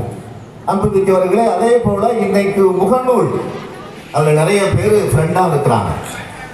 அமெரிக்காவில் மேரி என்று அழைக்கப்படுகின்ற ஒரு 57 வயது ஒரு அம்மா, 57 வயது மதிக்கத்தக்க மேரி என்ற ஒரு பெண்மணி, அவங்களுக்கும் பெரு நாடு, அதாவது இந்த மேரி வாழ்வது வட அமெரிக்கா, அந்த ஒரு ஆண்ட்ரோ என்ற ஒரு இளைஞன் அவன் வாழ்வது பெரு, தென் அமெரிக்கா. இந்த இருவரும் என்ன செய்கிறார்கள், ஃபேஸ்புக்கிலே பார்க்க ஆரம்பித்து பழக ஆரம்பித்து அவங்க என்ன செய்கிறாங்க, தோழர்களாக அவர்கள் மாறுகிறார்கள். இன்னைக்கு நம்ம வீட்டில் அம்மா அப்பா வந்து இருப்பாங்க, அவங்க கூட நம்ம பேச மாட்டோம். ஆனால் நம்ம என்ன செய்வோம், ஃபோனில் தான் நோண்டிக்கிட்டு இருப்போம். நம்ம பக்கத்தில் உள்ளவங்களை பேசுவதை விட எங்கேயோ இருக்கிறவங்க கூட நம்ம என்ன செய்கிறோம், பேசுகிறோம். அதே போல் ஒரு நாளும் பார்க்காமல் இந்த ஃபேஸ்புக்கிலேயே வீடியோ காலிலேயே இந்த மேரியும் ஆண்டோவும் பழகி வந்தார்கள். எத்தனை ஆண்டுகளான? 6 ஆண்டுகளாக. என்ன ஒரு விந்தை என்று சொன்னால், அந்த மேரிக்கு 57 வயது, இந்த ஆண்டோவுக்கு 37 வயது. பாருங்க, ஒரு 37 வயது ஒரு இளைஞன் யாரை லவ் பண்றாரு, 57 வயது. எனவே இவர்கள் ஒரு முடிவு எடுக்கிறார்கள், நாம் சந்திக்க வேண்டும். இவ்வளவு நாளாக நம்ம என்ன செய்கிறோம், ஃபேஸ்புக்கில் தான் பார்த்து பழகிட்டு இருக்கிறோம், நம்ம என்ன செய்ய வேண்டும், சந்திக்க வேண்டும் என்று அவர்கள் ஆசைப்படுகிறார்கள். எனவே அவர்கள் ஒரு செய்தி குறிக்கிறார்கள். 2022 டிசம்பர் 6ஆம் தேதி என்ற ஒரு தேதியை அவர்கள் குறிக்கிறார்கள். எனவே இந்த மேரிக்கு ஆவல், நிறைய ஆசை, தன்னுடைய காதலன் ஆண்டோவை நாம் என்ன செய்ய போகிறோம், பார்க்க போகிறோம், 6 வருஷங்கள் கழித்து பார்க்க போகிறோம் என்று ஆண்டோவுக்கு நிறைய கிஃப்ட் கொடுக்க வேண்டும் என்று நிறைய காசு, நிறைய தங்க நகைகள், நிறைய ஸ்வீட்ஸ் என்று தன்னுடைய கணவருக்காக அந்த அம்மா நிறைய தயாரிப்போடு வருகிறது. இருவரும் சந்திக்கிறார்கள். பெரு நாட்டிலே நம்ம மெரினா பீச் போன்று ஒரு அருமையான ஒரு கடற்கரை இருக்கிறது. அந்த கடற்கரையை சுற்றி நிறைய ரெஸ்டாரண்ட்ஸ், ஹோட்டல்லாம் இருக்கிறது. எனவே இந்த மேரியும் ஆண்டோவும் ஒருவரை ஒருவர் ஏர்போர்ட்டிலே சந்தித்து கட்டி தழுவி மகிழ்ச்சி அடைகிறார்கள்.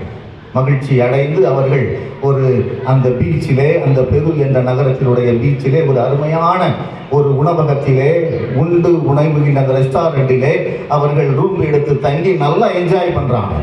ஏறக்குறைய ஒரு வாரம் கழித்து அந்த பெரு, அந்த மெரினா பீச்சு போன்ற அந்த பெரு நகரத்திலே உள்ள பீச்சில் இந்த மேரி அம்மா செத்து கிடக்காங்க. அந்த மேரி அம்மா இருந்த அறையில் ரத்தமா இருக்கு. அந்த மேரி அம்மா கொண்டு வந்த ஒரு தங்க நகைகளும் இல்லை.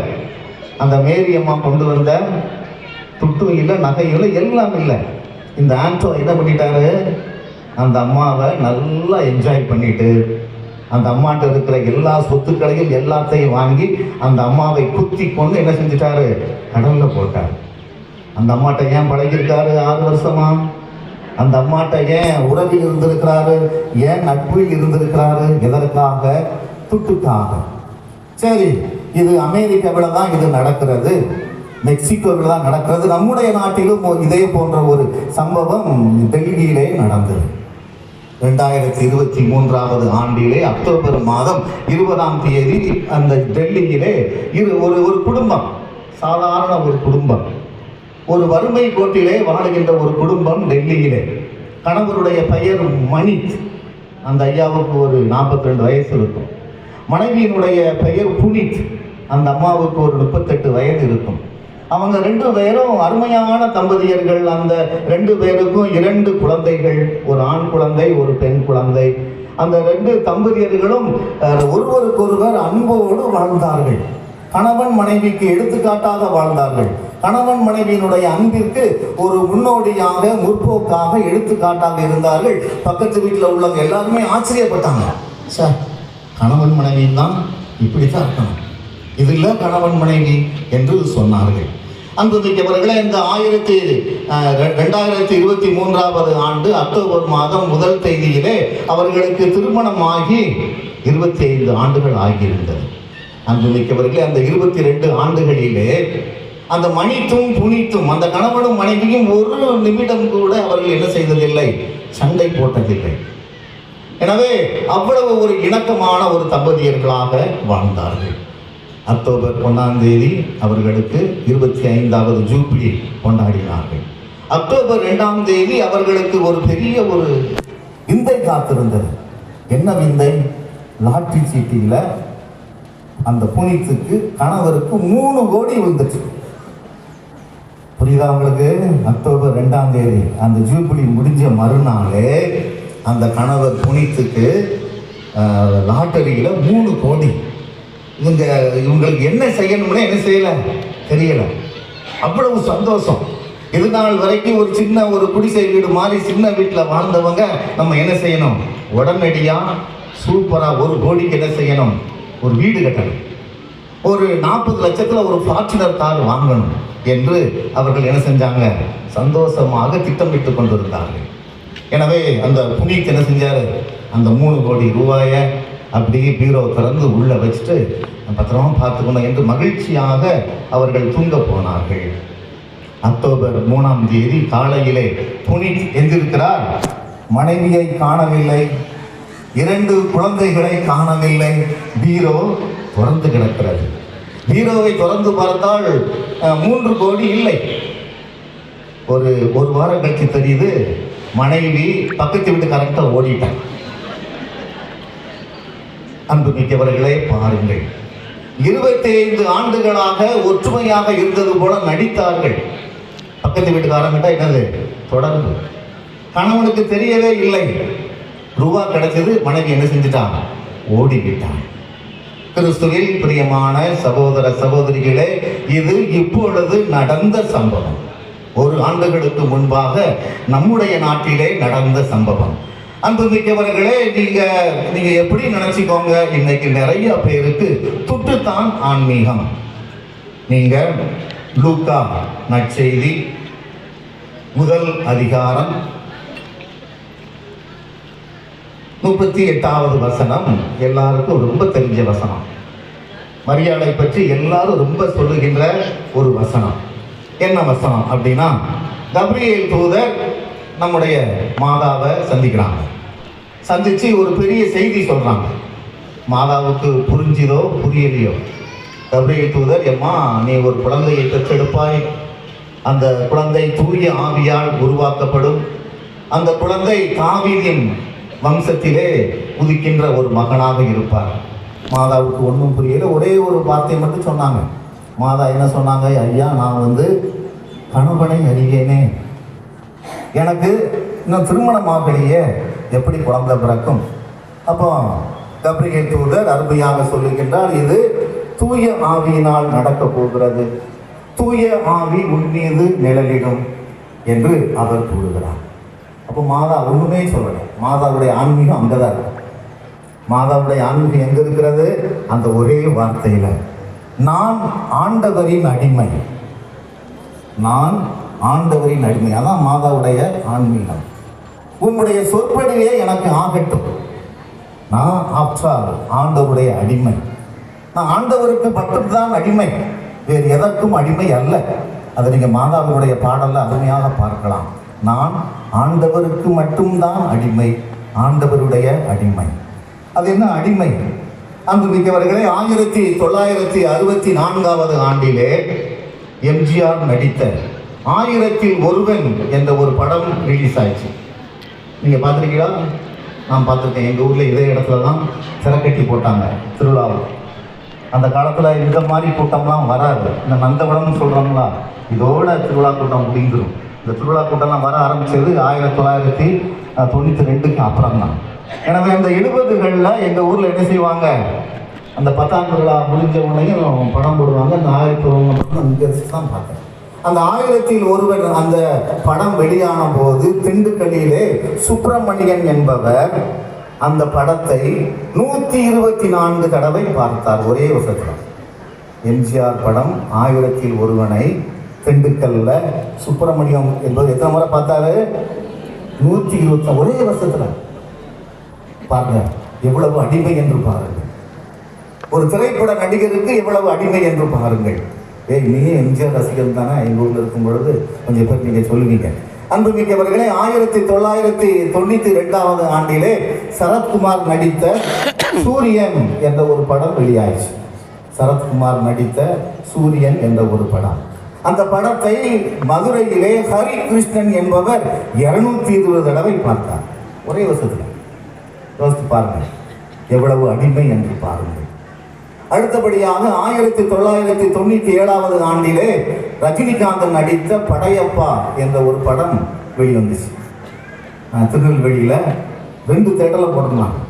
ரத்னா அப்படிங்கிற ஒரு தேட்டர்லையும் சென்ட்ரல் 2 பக்கத்து தேட்டர்லாம் சென்ட்ரல் தேட்டர் அதில் போட்டிருந்தாங்க. கூட்டம்னா அப்படி கூட்டம்.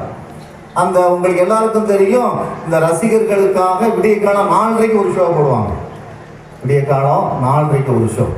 எனவே ரத்னா தேட்டரில் ஒரு ரஜினி ரசிகர் அந்த ஷோவுக்கு அதாவது 1997 அந்த ரத்னா தேட்டரில் ரஜினி ரசிகர் 4 ஷோவுக்கு டிக்கெட்டுக்காக ட்ரை பண்ணியிருக்காரு. இப்போ ஆன்லைனில் நம்ம என்ன செஞ்சுக்கலாம், டிக்கெட் வாங்கிடலாம். அப்போ அப்படி கிடையாது. முந்தின நாளே என்ன செய்யணும், வரிசையாக நிற்க வேண்டும். அவருக்கு அந்த படையப்பா படத்திற்கு என்ன கிடைக்கவில்லை, டிக்கெட் கிடைக்கவில்லை. அதனால் அவர் என்ன செஞ்சார், அது ஒரு தீபாவளி அன்னைக்கு. எனவே அன்று காலையிலே 4:30 மணிக்கு தேட்டரில் ரஜினி படம் படையப்பா ஆரம்பிக்கு அவர் அப்படியே பெட்ரோல் ஊற்றி தீ வைத்து கொளுத்தி செத்துவிட்டார். இதுதான் அடிமைங்கிறது. யாருக்கு அடிமை? நம்ம 2 ஆண்டுகளுக்கு முன்பாக அஜித் படம் துணிவுன்னு வந்துச்சு, கேள்விப்பட்டிருப்பீங்க. அந்த படத்துக்கு ஒரு கட் அவுட், பெரிய கட் அவுட். அந்த கட் அவுட்டில் நம்ம ஆளுக்கு என்ன செஞ்சாங்க, பால் ஊற்றுனாங்க. பால் ஊற்றும் போது ஒரு படிக்கிற இளைஞன், அவங்க வீட்டுக்கு ஒரே பையன்தான், அப்பா அம்மா செல்லமாக வளர்த்த பையன் என்ன பண்ணிட்டான், அப்படியே கீழே விழுந்து ஆன் த ஸ்பாட்டில் அவுட்டு. நம்ம யாருக்கு அடிமை? அன்புமிக்கவர்களே, நம்முடைய ஆன்மீகம் இப்படி இருக்கிறது. நம்ம யாருக்காவது அடிமையாக இருக்கோம். ஒன்று துட்டுக்கு அடிமையாக இருக்கும், இல்லாட்டி அரசியல் தலைவர்களுக்கு அடிமையாக இருக்கும், இல்லாட்டி பேருக்கு அடிமையாக இருக்கும், இல்லாட்டி புகழுக்கு அடிமையாக இருக்கிறோம், அல்லது விளம்பரத்துக்கு அடிமையாக இருக்கிறோம். ஏதாவது ஒன்றுக்கு நீங்களும் நானும் அடிமையாக இருக்கும். அதை ஒத்துக்கணும். மாதா யாருக்கு அடிமை? கடவுளுக்கு மட்டும்தான், வேற எவனுக்கும் கிடையாது, வேற எவளுக்கும் கிடையாது. இதுதான் மாதாவுடைய ஆன்மீகம். மாதாவுடைய ஆன்மீகம் என்ன செய்யக்கூடாது, குறைச்சி மதிப்பிடக்கூடாது. நான் கடவுளுக்கு ஆண்டவருக்கு மட்டும்தான் அடிமை. இங்கெல்லாம் மரியாதை சேனைக்காரங்க, நானும் ஒரு மாதா இருக்கின்ற ஊரிலே பிறந்தவர், நீங்களும் நானும் என்ன ஒரு ஆன்மீகத்தை வைத்துக் கொள்ள வேண்டும். நம்ம யாருக்கு மட்டும்தான் அடிமையாக இருக்கணும், கடவுளுக்கு மட்டும்தான் அடிமையாக இருக்க வேண்டும். அதுதான் உண்மையான மரியாதையினுடைய ஆன்மீகம். அன்புமிக்கவர்களே, ஒரே ஒரு நிகழ்ச்சியோடு நான் நிறைவு செய்கிறேன். அதுக்கப்புறம் நீங்கள் என்ன செய்யலாம், கேள்வி கேட்கலாம். இன்னைக்கு நம்ம எல்லாரும் கையில் செல்ஃபோன் வைத்திருக்கிறோம், அப்படித்தானே? செல்ஃபோன் இல்லாதவங்க யாராவது இருக்கிறீங்களா? டிசைனான செல்ஃபோன்லாம் வச்சுருக்கோம். ஒரு வருஷத்துக்கு ஒரு செல்ஃபோன் நம்ம என்ன செய்கிறோம், மாற்றோம். சிலர் வோடாஃபோன் வச்சுருக்கிறோம், சிலர் ஏர்செல் வச்சுருக்கிறோம், சிலர் பிஎஸ்என்எல் வச்சுருக்கிறோம், சிலர் ஜியோ வச்சுருக்கிறோம். நான் ஏர்டெல் வைத்திருக்கிறேன். இதற்கு முன்பாக ஒரு செல் இருந்துச்சு, ஏர்செல். கேள்விப்பட்டிருக்கீங்களா? ஏர்செல் கேள்விப்பட்டிருக்கீங்களா? 1999 இந்த அலைபேசிகள் களம் இறங்கிய பொழுது ஏர்செல் தான் முதல்ல இருந்துச்சு. ஏறக்குறைய ஆரம்பத்திலேயே கோடிக்கணக்கான வாடிக்கையாளர்களை கொண்டிருந்தது. இந்த ஏர்டெல்லினுடைய ஓனர் வட இந்தியாக்கார், ரிலையன்ஸினுடைய ஓனர் வட இந்தியாக்கார், வோடாஃபோனினுடைய ஓனர் வெளிநாட்டுக்கார், பிஎஸ்என்எல் அரசாங்கத்திற்கு உரியது. இந்த ஏர்செல்லுடைய உரிமையாளர் யார் தெரியுமா? யாருக்கார் தெரியுமா? அவர் ஒரு தமிழர். அவருக்கு சொந்த ஊர் திருவண்ணாமலை. அவருடைய பெயர் சின்னக்கண்ணு சீனிவாசன். அவருடைய பெயர் சின்னக்கண்ணு சீனிவாசன். அவங்க மிகப்பெரிய பணக்காரங்க. அவங்க வெளிநாட்டிலிருந்து கேஸ் வியாபாரம், வெளிநாட்டிலிருந்து சூரியகாந்தி எண்ணெய் வியாபாரம் என்று நிறைய வியாபாரங்கள் பார்த்தாங்க. இதோட சேர்த்து இந்த ஏர்செல் வருமானத்தையும் பார்த்தாங்க. அவங்களுக்கு ஆண்டுக்கு எவ்வளவு வருமானம் தெரியுமா? அவங்களுக்கு ஆண்டு வருமானம் 40,000 கோடி. யோசித்து பாருங்க, அவ்வளவு பெரிய பணக்காரங்க. ஏகப்பட்ட சொத்துக்கள்.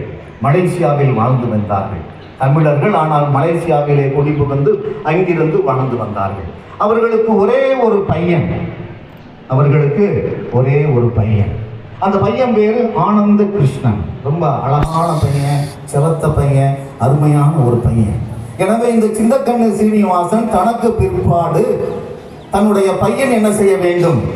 இந்த பிசினஸை, இந்த வியாபாரத்தை, இந்த ஏர்செல்லை, இந்த கேஸ் வியாபாரத்தை, இந்த சூரியகாந்தி எண்ணெய் வியாபாரத்தை பார்க்க வேண்டும் என்று அவனை MBA படிக்க வைத்தார். Master of business administration. இந்தியாவில் படிக்க வைக்கல, கனடாவில் படிக்க வைத்தார். 4 ஆண்டுகள் MBA படிக்க வைத்தார். நீ எவ்வளவு நாளும் படி மகனே, உனக்கு நாங்கள் எவ்வளவு நாளும் காசு தாரோம் என்று சொல்லி படிக்க வைத்தார். இந்த அனந்த கிருஷ்ணனும் 4 ஆண்டுகள் படிச்சுட்டு ஊருக்கு வரார். ரொம்ப சந்தோஷம் அப்பாவுக்கு, சின்னக்கண்ணு ஸ்ரீனிவாசனுக்கு ரொம்ப சந்தோஷம். மகனே, எனக்கு வயசாகி போச்சு, இனிமேல் நீ தான் என்ன செய்யணும்? என்னுடைய எல்லா வேலைகளையும் பார்க்க வேண்டும். எனவே நீ இந்த பொறுப்பை எடுத்துக்கொள் என்று சொன்னார். அப்பொழுது அந்த அனந்த கிருஷ்ணன் ஒரு பெரிய குண்டை தூக்கி போட்டார். அவர் என்ன சொன்னாரு? அப்பா, நான் புத்த பிக்குவாக மாறப் போகிறேன். புத்த பிக்கு, அதாவது நாங்கள் கத்தோலிக்க கிறிஸ்தவர்கள், நாங்களாம் சாமியார், கல்யாணம் முடிக்காம சாமியாராக இருக்கிறோம். இந்துக்களுக்கு பூஜாரிகள் இருக்கிறாங்க. அதே போல இஸ்லாமியர்களுக்கு தர்காவில் ஓதுவதற்கென்றே ஓதுவார்கள் இருக்கிறார்கள். புத்த சமயத்திலே அங்க சன்னியாசிகளை, துறவிகளை பிக்கு என்று அழைப்பார்கள். அன்புமிக்கவர்களே, இன்னைக்கு கத்தோலிக்க திருச்சபையிலே சாமியாராக இருப்பது, இந்து சமூகத்திலே, இந்து சமயத்திலே பூஜாரியாக இருப்பது, அதே போல இஸ்லாமிய சமயத்திலே ஓதுவார்களாக இருப்பது, அது ஒரு டிஃப்ரெண்ட் மேட்டர். ஆனால் புத்த சமயத்தை பற்றி உங்களுக்கு தெரியும். புத்த சமயம் பற்றற்ற ஒரு சமயம். எதிர்மேலையும் அவர்களுக்கு பற்று இருக்காது. அதிலும் குறிப்பாக புத்த மதத்திலே துறவிகளாக மாறுகின்ற இந்த பிக்குகள் தங்களுடைய வீட்டை விட்டு, தங்களுடைய சொத்துக்களை விட்டு அவர்கள் என்ன செய்வாங்க? அப்படியே அந்த புத்த மடத்தில் போய் சேர்ந்துருவாங்க. இந்தியாவில் புத்த மடங்கள் வட இந்தியாவில் நிறைய இருக்கிறது, நேபாளில் இருக்கிறது, மணிப்பூரில் இருக்கிறது, டார்ஜிலிங்கில் இருக்கிறது. ஆனால் இந்தியாவில் இருக்கின்ற புத்த மதத்திற்கும் தாய்லாந்தில் இருக்கின்ற புத்த மதத்திற்கும் ரொம்ப வித்தியாசம் இருக்கிறது. இந்த சின்னக்கண்ணு ஸ்ரீனிவாசனுடைய மகன் அனந்த கிருஷ்ணன் இந்தியாவிலையாவது என்ன செய்யலாம்? உள்ள புத்த மதத்தில் சேர்ந்திருக்கலாம். கொஞ்சம் கட்டுப்பாடுகள் குறைவு. அவர் தன்னுடைய தந்தையிடம், அப்பா, நான் தாய்லாந்தில் உள்ள புத்த மதத்தில் சேர்ந்து அந்த தாய்லாந்தில் நான் புத்த பிக்குவாக மாற விரும்புகிறேன் என்று சொன்னார். தாய்லாந்தில் புத்த பிக்குவா அங்கே என்ன விசேஷம் அப்படின்னா, இன்னைக்கு நம்முடைய கத்தோலிக்க திருச்சபை ஒரு ஆர்கனைஸ்டு சமூகம். எனக்கு இன்னைக்கு பாதுகாப்பு இருக்கு, என்னை யாரும் என்ன செய்ய முடியாது, தொட முடியாது. உடனே டைசஸ் என்னை பார்த்துக்கணும். அதே போல் நம்ம கோயில் யாராவது தொட முடியுமா? முடியல. நீங்கள் பாதுகாப்பான ஒரு ரிலிஜன். நம்முடைய கத்தோலிக்க திருச்சபை ஒரு பாதுகாப்பான ஒரு ரிலிஜன். அதே போல இந்து சமயமும் ஒரு பாதுகாப்பான ஒரு ரிலிஜன். ஒன்றும் செய்ய முடியாது. நீங்கள் இன்னைக்கு ராமர் கோயில் 20,000 கோடிக்கு கட்டி இருக்கிறாங்க. அதை நம்ம விமர்சனம் வேணா பண்ணலாம், அதை போய் இடிக்கவோ வைக்கவோ முடியாது. அதெல்லாம் ஒரு ஆர்கனைஸ்டு ரிலிஜன். அதே போல இஸ்லாமிய மதமும் ஒரு ஆர்கனைஸ்டு ரிலிஜன், ஒரு அமைப்போடு இருக்கின்ற ஒரு சமயம், ஒரு மதம். எனவே அதனை ஈஸியாக தொட முடியாது. ஆனால் தாய்லாந்தில் இருக்கின்ற புத்த மதம் ஒரு அமைப்பு ரீதியான ஒரு மதம் அல்ல. அங்கே என்ன செய்வாங்க அப்படின்னா, புத்த பிக்குகள் அப்படின்னு அவங்க தெருவில் விடப்பட்ட மாதிரி தான். ஒரு மொட்டை போட்டுக்குவாங்க, ஒரு காவி உடைய அணிஞ்சிக்கிட்டு, அவர்களுக்கு என்று வீடு கிடையாது. எங்களுக்கு வீடு இருக்கு, ஒவ்வொரு பங்களையும் சூப்பரான வீடு இருக்கு. ஒரு சமையலம்மா வச்சு நாங்கள் சந்தோஷமா வாழ்ந்துகிட்டு இருக்கிறோம். ஆனால் அந்த தாய்லாந்தில் உள்ள புத்த பிக்குகளுக்கு தங்குவதற்கு என்று இடம் கிடையாது. எங்க தங்குவாங்க? சாலை வீதிகளில், பிளாட்பாரத்தில் தான் என்ன செய்வாங்க? தங்குவாங்க. காலையில எந்திரிச்சு காலை கடன் முடிக்கிறது வேடிக்கருவிக்கு உள்ளதான். குளிப்பது பொது இடங்களில் தான். சாப்பாடு பிச்சை எடுத்து என்ன செய்ய வேண்டும்? அவர்கள் சாப்பிட வேண்டும். சாகும் வரைக்கும் அவர்கள் எப்படித்தான் இருக்கணும்? அப்படித்தான் இருக்கணும். இந்த ஏர்செல் ஓனருடைய அந்த மகன் அனந்த கிருஷ்ணன் தாய்லாந்துக்கு போய் இப்பொழுது பிச்சை எடுத்து சாப்பிட்டு கொண்டிருக்கிறார். அவரு அந்த அப்பாவை அப்படி போட்டு போனதுனால அவருடைய அப்பாவால் சின்ன கண்ணு ஸ்ரீனிவாசனால் அந்த ஏர்செல்லை நடத்த முடியவில்லை. 2018ஓட முடிஞ்சு போச்சு.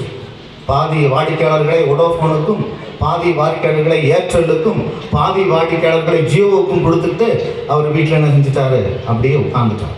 தன்னுடைய சொத்தை பாதுகாக்க, தன்னுடைய சொத்தை அனுபவிக்க, தன்னுடைய துட்டை கொண்டாட இன்னைக்கு என்ன இல்லை? வாரிசு இல்லை.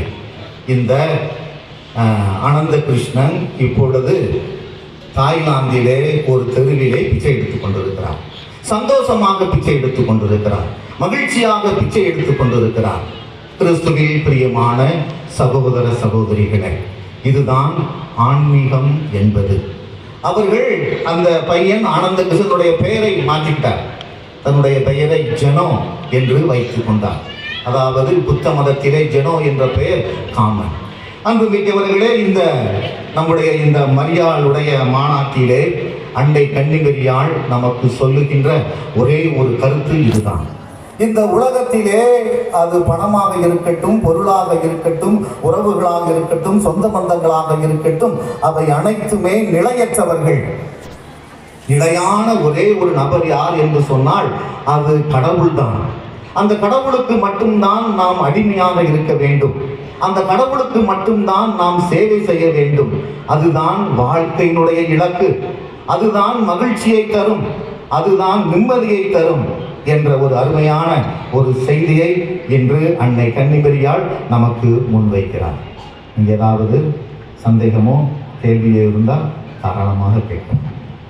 தந்தை அவர்களுக்கு நமது கருவில் எழுப்பி நமது மகிழ்ச்சியை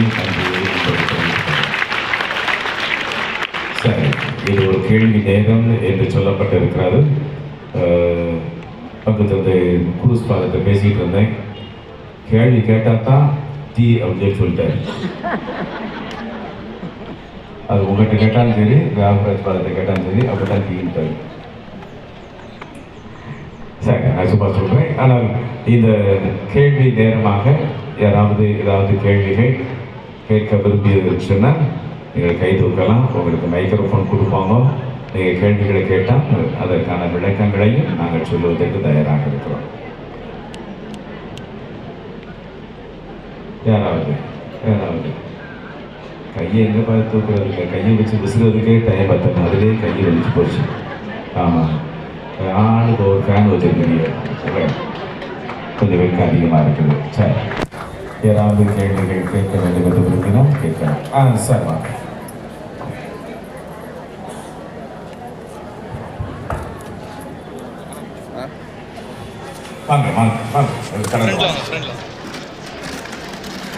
முன்னால் வந்து தான் கேட்கறது இல்லை, பட் முன்னால் வந்தீங்கன்னா ரொம்ப நல்லது. வாங்க.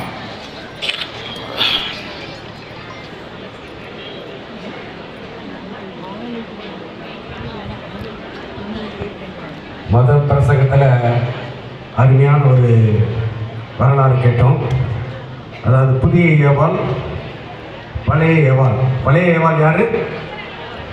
பழைய ஏவாள், புதிய ஏவாள். சரி, இப்போ பழைய ஏவாள் யாரு? அவங்க முதல்ல எல்லா வசதிகளும் கொடுக்கப்பட்டவர்கள். எல்லா வசதிகளும் கொடுக்கப்பட்டாங்க. அவங்க ஃப்ரீடம், எந்த வித பிரச்சனையும் இல்லாமல், எந்த ப்ராப்ளம் இல்லாமல் அவங்க நிம்மதியாக வாழக்கூடிய சூழ்நிலையை அமைத்து கொடுத்தார் இறைவன், கடவுள். ஆனால் இரண்டாவது ஏவாளுக்கு தந்தை சொன்ன மாதிரி பல துன்பங்கள், பல இடையூறுகள் மத்தியில் அந்த வீட்டை மாதா தன்னுடைய நம்பிக்கையோடு வெளிப்படுத்துவாங்க. இப்போ சாதாரண நம்ம வாழ்க்கையில் பார்த்தீங்கன்னா இது எதனால் ஃபாதர் இது கேட்டிருப்பாங்க. அதிகமான ஃப்ரீடம் கொடுத்துருக்காங்க பழைய ஏவாள்கிட்ட. புதிய ஏவாள்கிட்ட வந்து அதிகமான துன்பங்களை கொடுத்தாங்க. அப்போ அப்படி இருந்தும் இந்த துன்பத்தை மீறி எப்படி அவங்க சவாலை ஏற்றுக்கொண்டார்கள்? ரொம்ப ரொம்ப நன்றி. அருமையான ஒரு கேள்வி. ஏன்னா கடவுள் கொடுத்திருக்கக்கூடிய ஆசீர்வாதம், ஆனால் இன்றைக்கு துன்பத்தை மத்தியில் துன்பத்தை ஏற்றுக்கொள்வதற்கு உரிய ஒரு சூழ்நிலை. ரொம்ப நன்றி. அருமையான கேள்வி. இந்த கேள்விக்கு வேற ஒரு பதில். எல்லாம் படைத்து எல்லாவற்றையும் வைத்திருந்த ஒரு உலகத்தினுடைய சிந்தனை என்பது அது கடவுள் உலகம். ஏதேன் தோட்டம் கடவுளுடைய பிரசன்னத்தை கொண்டிருந்த அருமையான ஒரு உலகம். இது அருமையாக கொண்டிருந்த இந்த உலகத்திற்குள் அதே ஒரு நிலைப்பாடு தான் இருக்க வேண்டும் என்று கடவுள் விரும்பினார். ஆனால் மனிதர்கள் அந்த உலகத்தை அப்படியே மாற்றிவிட்ட ஒரு சூழ்நிலை. அப்போ கடவுள் உலகம் என்பது அவருடைய படைப்பின் காலத்திலிருந்து பாவம் உலகத்திற்குள் நுழைகின்ற வரைக்கும் இருக்கக்கூடிய அந்த உலகமாக மாறிப்படும். அது பிற்பாடு கடவுள் உலகம் இல்லைன்னு இல்லை, ஆனால் நான் திரும்ப வர்றேன். ஆனால் இந்த உலகத்தை அப்படியே தன்னுடைய சிந்தனையின் மூலமாக, தன்னுடைய வாழ்க்கை சுயநலத்தின் மூலமாக, பேராசையின் மூலமாக, தந்தையவர்கள் சொன்னது போல அந்த பேராசையின் மூலமாக அப்படியே ஒரு பாவத்தினுடைய உலகமாக மாற்றிவிட்டார்கள். ஆனாலும் கடவுள் மனுஷன் அப்படியே விட்டுற முடியாது இல்லையா? இப்போ நம்ம குடும்பங்களில், உங்கள் குடும்பங்கள் பிள்ளைங்கள் இருக்கிறாமா, நல்ல அருமையான குழந்தைகளை பெற்றெடுத்து நீங்கள் வளர்த்து கொண்டு இருக்கிறீர்கள். ஆனால் எல்லா பிள்ளைகளும் ஒன்று போல் அப்படியே வளர்ந்துருது இல்லை. ஒரு சில சமயங்களில் சொன்னடி கேட்காத பிள்ளையிடம் மாறி போகுது, படிக்காத பிள்ளைகளாக மாறி போகுது, அல்லது அப்பா அம்மாவை எதிர்த்து பேசுகிற பிள்ளைகளாக மாறி போகுது, அல்லது வழி தவறி போன பிள்ளைகளாக கூட மாறி. அதுக்காக வேண்டி உங்கள் பிள்ளை நான் இல்லாமல் போயிடுமா? என் பிள்ளை இல்லைன்னா சொல்ல போறீங்க? எப்படி தான் இருந்தாலும் கடைசியில் என் பிள்ளை எப்படியா திரும்பி வரும், அவ்வளோதான். அவனுக்காக வேண்டிக்கிறோம், அவளுக்காக வேண்டிக்கிறோம். கடவுள் இதே ஒரு சிந்தனையை கொண்டு வந்தார். அப்போ இந்த உலகத்துக்குள்ள துன்பம் என்பதை அனுமதிப்பது கடவுள் அல்ல, துன்பத்தை வரவழைத்துக் கொண்டது நம்மளுடைய போக்குகள், நமது சிந்தனைகள். சரிதானா? அப்போ இந்த உலகத்திற்குள் கடவுள் உலகம் என்பது, ஆனால் கடவுள் விரும்பி இருக்கக்கூடிய உலகத்தை விட்டுவிட்டு மனிதர்கள் தாங்களுக்காகவே ஒரு உலகத்தை. ஆனால் இந்த கடவுள் உலகத்திற்குள் மனுஷன் போகணும்னு ஆசைப்பட்டாலும் பல்வேறு தியாகங்களை செய்யணும். அதுல தான் நம்ம அன்னை கன்னிமரியாள் வெற்றி பெற்றான். இந்த உலகத்தில் இருந்து கடவுளுடைய உலகத்திற்குள் தன்னை ஒன்றிணைத்துக் கொள்வதற்காக தன்னை மட்டும் கடவுளுக்கு தந்தை அவர்கள் சொன்ன ஒரே ஒரு அந்த கருத்தை போல் தன்னை கடவுளுக்கு மட்டும் அடிமைப்படுத்தி இந்த உலகத்திலிருந்து தன்னை முற்றிலுமாக விடுவித்து கடவுளுடைய உலகத்திற்குள் சேர்த்துக் கொண்டார். சரிதானா? அப்ப இந்த உலகத்திற்குள்ள துன்பங்கள் இல்லை என்பதல்ல, ஆனால் துன்பத்தை அந்த அம்மா பார்த்திருக்கக்கூடிய பார்வை வேறு. இது என்னுடைய உலகம் அல்ல, இந்த உலகத்தை தாண்டி போய் கடவுளுடைய உலகத்திற்குள் அல்லது இந்த துன்பத்தின் மூலமாக என்னை கடவுளுக்குள் ஒன்றாக இணைத்துக் கொள்வது என்பது. அதனால சகோதரர் அவர்கள் கேட்ட கேள்வியில துன்பம் இல்லாத ஒரு உலகம் அல்ல, ஆனால் துன்பத்தில் வாழ்ந்து அதன் மூலமாக தன்னை கடவுள் உலகத்திற்குள் இணைத்துக் கொண்டு அந்த கடவுளுடைய வாழ்க்கையில் அவருடைய அடிமையாக வாழ்ந்து தன்னை மேன்மைப்படுத்தி கொண்ட அன்னை கன்னிமரியாள். சரிதானா? அதனால எந்த உலகத்திற்குள் நாம் வாழ்ந்து கொண்டிருக்கிறோம். இந்த உலகத்தினுடைய போக்குகளின்படி அப்படியே வாழ்ந்துட்டே இருந்தோம் அப்படின்னு சொன்னா கடவுள் உலகத்துக்கு நம்மளால வர முடியாது. கடவுளுக்கு தெரியும் நம்ம கடவுள் உலகத்துக்குள்ளது மட்டும்தான் இருப்போம், அங்கே போக முடியாது அப்படிங்கிறது இல்லை. ஆனால் கடவுள் ரெண்டுல நின்று பார்க்கிறாரு. சரிதானா? நீ வா. அப்ப அன்னை கன்னிமரியாள் வா என்கிற இந்த வார்த்தைக்கு அருள் மிக பெற்ற மரியே வாழ்க என்று சொன்ன வாழ்த்தை கேட்டு அதோடு தன்னை முற்றிலுமாக கடவுளோடு இணைத்துக் கொண்டு இதோ ஆண்டவருடைய அடிமை என்று சொன்னார். அப்ப அந்த சூழ்நிலையில உலகத்தில் இந்த துன்பங்களை ஏற்றுக்கொள்ளக்கூடிய ஒரு வலிமையை பெற்று அதன் மூலமாக கடவுளுடைய உலகத்திற்குள் தன்னை இணைத்துக் கொண்ட அன்னை கன்னிமரியாள். சரிதானா? அதனால் அன்னை கன்னிமரியாள் துன்பத்தினுடைய சூழலில் தான் இருந்தார். ஆனால் கடவுளுடைய இன்பத்தையும் கடவுளுடைய ஆசீர்வாதத்தையும் அனுபவிப்பதற்கு மறந்து போய்விடவே இல்லை. அதில் மட்டும் உட்கார்ந்தில்லை. தந்தை அவர்கள் சொன்ன கருத்தோடு சேர்த்து சொல்றேன், பணத்துக்குள்ள மட்டும் தன்னை இணைத்துக் கொள்ளவில்லை, அதிகாரத்தோடு வசதியோடு மட்டும் தன்னை இணைத்துக் கொள்ளவில்லை. அம்மா கன்னிமரியாள் பணக்காரியே கிடையாது, அதனால தெரிஞ்சு வச்சுக்கணும். இப்போ அதை பற்றி பஸ்ஸில் ஒரு 5 நிமிஷம் ஆகும். அன்னை கன்னிமரியாள் பெரிய கோடீஸ்வரி கிடையாது, லட்சாதிபதியும் கிடையாது. சரிதானா? ஏன்னா அவர்கள் கடவுளை காணிக்காக ஒப்பு கொடுக்க பொழுது ஒரு ஆட்டுக்குட்டி கூட கொண்டு போக முடியலை. ஏன்னா லேவியர் புத்தகத்தில் ஆண்டவர் மோசைக்கு ஒரு சட்டம் கொடுத்தார், உன் பிள்ளைகளை காணிக்க ஒப்புக்கொடு, உன்னை காணிக்க ஒரு ஆட்டுக்குட்டி கொண்டு போவதற்கு வசதி இல்லாதவர்கள் 2 மாடப்புறா குஞ்சுகளை கொண்டு போவாங்க. அன்னை கன்னிமரியாள் ஆட்டை கொடுக்கக்கூடாதுன்னு நினைச்சாங்களா? கோயிலில் கொடுக்கப்படாதுன்னு நினைச்சிருப்பாங்களா? அது கூட வசதி இல்லாம தான் அன்னை கன்னிமரியாள் இருந்திருக்காங்க. அதனாலதான் மோசையுடைய சட்டத்தில் எழுதப்பட்ட 2 மாடப்புறா குஞ்சுகளை மட்டும் கடவுளுக்கு, அப்போ தன்னை கடவுளுக்கு அர்ப்பணித்து தன்னுடைய துன்பத்தின் மத்தியில் கடவுள் உலகத்தை பார்த்து அதிலிருந்து ஆசீர்வாதத்தை பெற்றுக்கொண்டு அன்னை கன்னிமரியாள். சரியா? Very thank you. வேற யாராவது? ரொம்ப சந்தோஷம். 11:15 இப்பொழுது 3வது உரையாக நமது அன்பு சகோதரர், என்னை பற்றி உங்களுக்கு நிறைய தெரிஞ்சிருக்கும். ஏன்னா மரியாயின் சேனையில் அவர் மிக முக்கியமான ஒரு நபராக இருந்து கொண்டிருக்கிறார். அன்பு சகோதரர் ஜஸ்டின் திரவியம் அவர்கள். ஜஸ்டின் திரவியம் அவர்களை நான் இன்னைக்கு தான் பார்த்துருக்கிறேன். சரியா? பேசி கொண்டிருந்தேன், சாப்பிடும்போது தான் பேசிகிட்டு இருந்தேன். பாளையங்கோட்டை பங்கை சார்ந்திருக்கக்கூடியவர். பிள்ளைகளது படிப்புக்காக KTC நகரில் அவர் வசித்து கொண்டிருக்கிறார். குடும்பத்தில் அவர் வசித்து கொண்டிருக்கிறார். 2 பிள்ளைகள். அவர்கள் +2 படிக்கிறாங்க. இன்னொருத்தர் 8ஆம் கிளாஸ் படிக்கிறாங்க. அவர்களுடைய அன்பு தந்தையாக இருந்து குடும்பத்தை வழிநடத்தி கொண்டிருக்கிறவர்கள். தன்னுடைய பணிகளை சேர்மாதவியில் இருக்கக்கூடிய ஸ்காட் என்கிற ஒரு இன்ஜினியரிங் காலேஜ், அதற்கு முன்பதாக பாளையங்கோட்டில் இருக்கிற பிரான்சிஸ் சேவியர் அந்த பொறியியல் கல்லூரி, இன்ஜினியரிங் கல்லூரியில் 6.5 ஆண்டுகள் பணியாற்றி இப்போது 1.5 ஆண்டுகளாக அந்த கல்லூரியுடைய முதல்வராக, பிரின்சிபலாக இப்பொழுது பணியாற்றி கொண்டிருக்கிறார்கள். ஏற்கனவே ஃபாதர் அந்தோன்ராஜ் கேட்டுருக்கும் உதவி பங்கு சமைக்கிறது, யாராவது ஒரு பொது நிலையினர் யாராவது ஒருத்தர் வேணும். அவங்க பல நபர்களை சந்தித்து கேட்டு உங்கள் மூலமாகத்தான் அவர்கள் ஏற்பாடு செய்திருக்கிறார்கள். எனவே இப்போது நமது மத்தியில் வந்திருக்கக்கூடிய அன்பு சகோதரர் ஜஸ்டின் திரவியம் எதை பற்றி பேச போகிறார்? அன்னை கன்னிமரியுடைய ஆன்மீகம் குடும்பத்தில் எப்படி இருந்தார்? குடும்பத்தில் சரிதானே? ஏன்னா குடும்பஸ்தங்களாக தான் இருக்கிறீங்க. நாங்கள் 3 வருடம் ஜாமியாராக உட்காந்துருக்கோம். சரிதானே? நீங்கள் எல்லாம் குடும்பத்தில் அருமையாக அனுபவப்பட்டு ஏற்றத்தாழ்வுகள், துன்பங்கள், துயரங்கள், பிள்ளைகள் வளர்ப்பு, உங்கள் கணவரை அல்லது மனைவியை நீங்கள் பாதுகாக்கக்கூடிய கடமையை பெற்றவர்களாக, குடும்பத்தினுடைய பொறுப்பை ஏற்றவர்களாக, குடும்பத்தில் இருக்கக்கூடிய ஆன்மீகம் என்பது ஒரு தனி சிறப்புமிக்க ஒரு ஆன்மீகம். சரிதானா? இந்த ஒரு கருத்தை மட்டும் சொல்லிடுறேன்.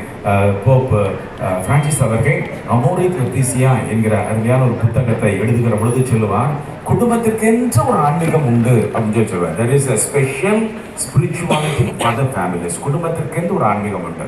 அந்த குடும்பத்துக்கு ஆன்மீகத்தை யாரெல்லாம் உதாரணமாக சொல்லுவது தெரியுமா? முதல்ல கொண்டு வந்து நம்ம குழந்தை இயேசுடைய திரைசாலை கொண்டு வருவார். சின்ன குழந்தையா இருக்கும்போது அந்த குடும்பத்தில் எப்படி ஒரு ஆன்மீகம் வளர்ந்துச்சு அப்படின்னு சொல்லிட்டு அவர் முதல் உதாரணமாக அந்த குழந்தை இயேசுடைய புனித திரேசாவை கொண்டு வரும். லிசியோ ஆஃப் திரேசா ஆஃப் லிசியோ அவர்களை கொண்டு வருவாங்க. அப்போ குடும்பத்திற்கேற்ற ஒரு ஆன்மீகம் உண்டு. ஏதோ சாமியாராக இருக்கிறாங்க, சிஸ்டர்கள் சில பேர் இருக்கிறாங்க, அவங்க மட்டும்தான் ஆன்மீகம். இதெல்லாம் ஒரு காலகட்டத்தில் நினைச்சு உண்டு. சரிதானா? அதெல்லாம் 10-20 வருஷத்துக்கு மேலே.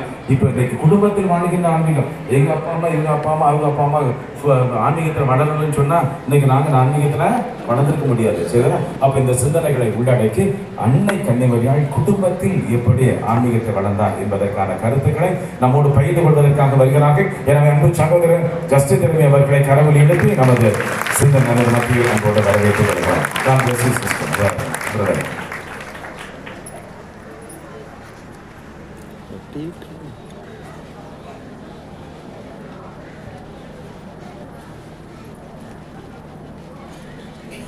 அனைவருக்கும் எனது மதிய வணக்கத்தை மரியனின் சார்பாக தெரிவித்துக் கொள்வதிலே மிக்க மகிழ்ச்சி அடைகிறேன். இந்த மாநாட்டிற்கு தலைமை தாங்கி வழிநடத்தி கொண்டிருக்கும் அருள் திரு சகாயஜான் அடிகளார் அவர்களே மற்றும்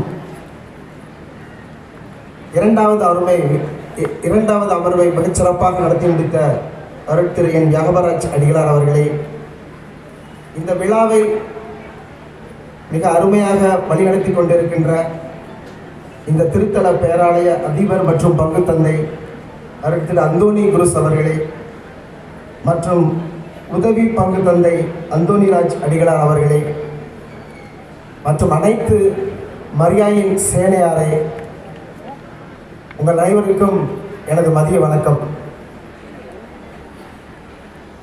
இந்த நேரத்தில் ஆக்சுவலாக சகாயஜான் ஃபாதர் நம்முடைய பாளை மறை மாவட்டத்தை சேர்ந்தவங்க. மற்றும் அவங்க சாந்தி நகரில் அவங்க அம்மாலாம் இருக்கிறாங்க. ஃபாதரோட மறையுரையை நான் நிறைய கேட்டிருக்கிறேன். அதாவது எங்கள் மரியாயின் சிலையில் நிறைய சமயங்களில் ஃபாதரோட மறையுரையை நான் கேட்டிருக்கிறேன். அவ்வளோ ஆழமாக அன்னையை பற்றி ரொம்ப அருமையாக சொல்லுவாங்க. சமீபத்தில் கூட பெரிய பங்கில் அதாவது பாளை மறை மாவட்டத்தில் அவர்கள் ஒரு தியானம் ஒன்று கொடுத்தாங்க. மக்களுக்கு ஒரு தியானம் ஒன்று, உடன்படிக்கை என்ற தலைப்பில் ஒரு நல்ல ஒரு அருமையான ஒரு தியானம். சீனியர் நானும் அதே பள்ளியிலே 87 ஃபாதர் 9ஆம் கிளாஸ் அப்படின்னா நான் 8ஆம் வகுப்பு படித்து கொண்டிருந்தேன்.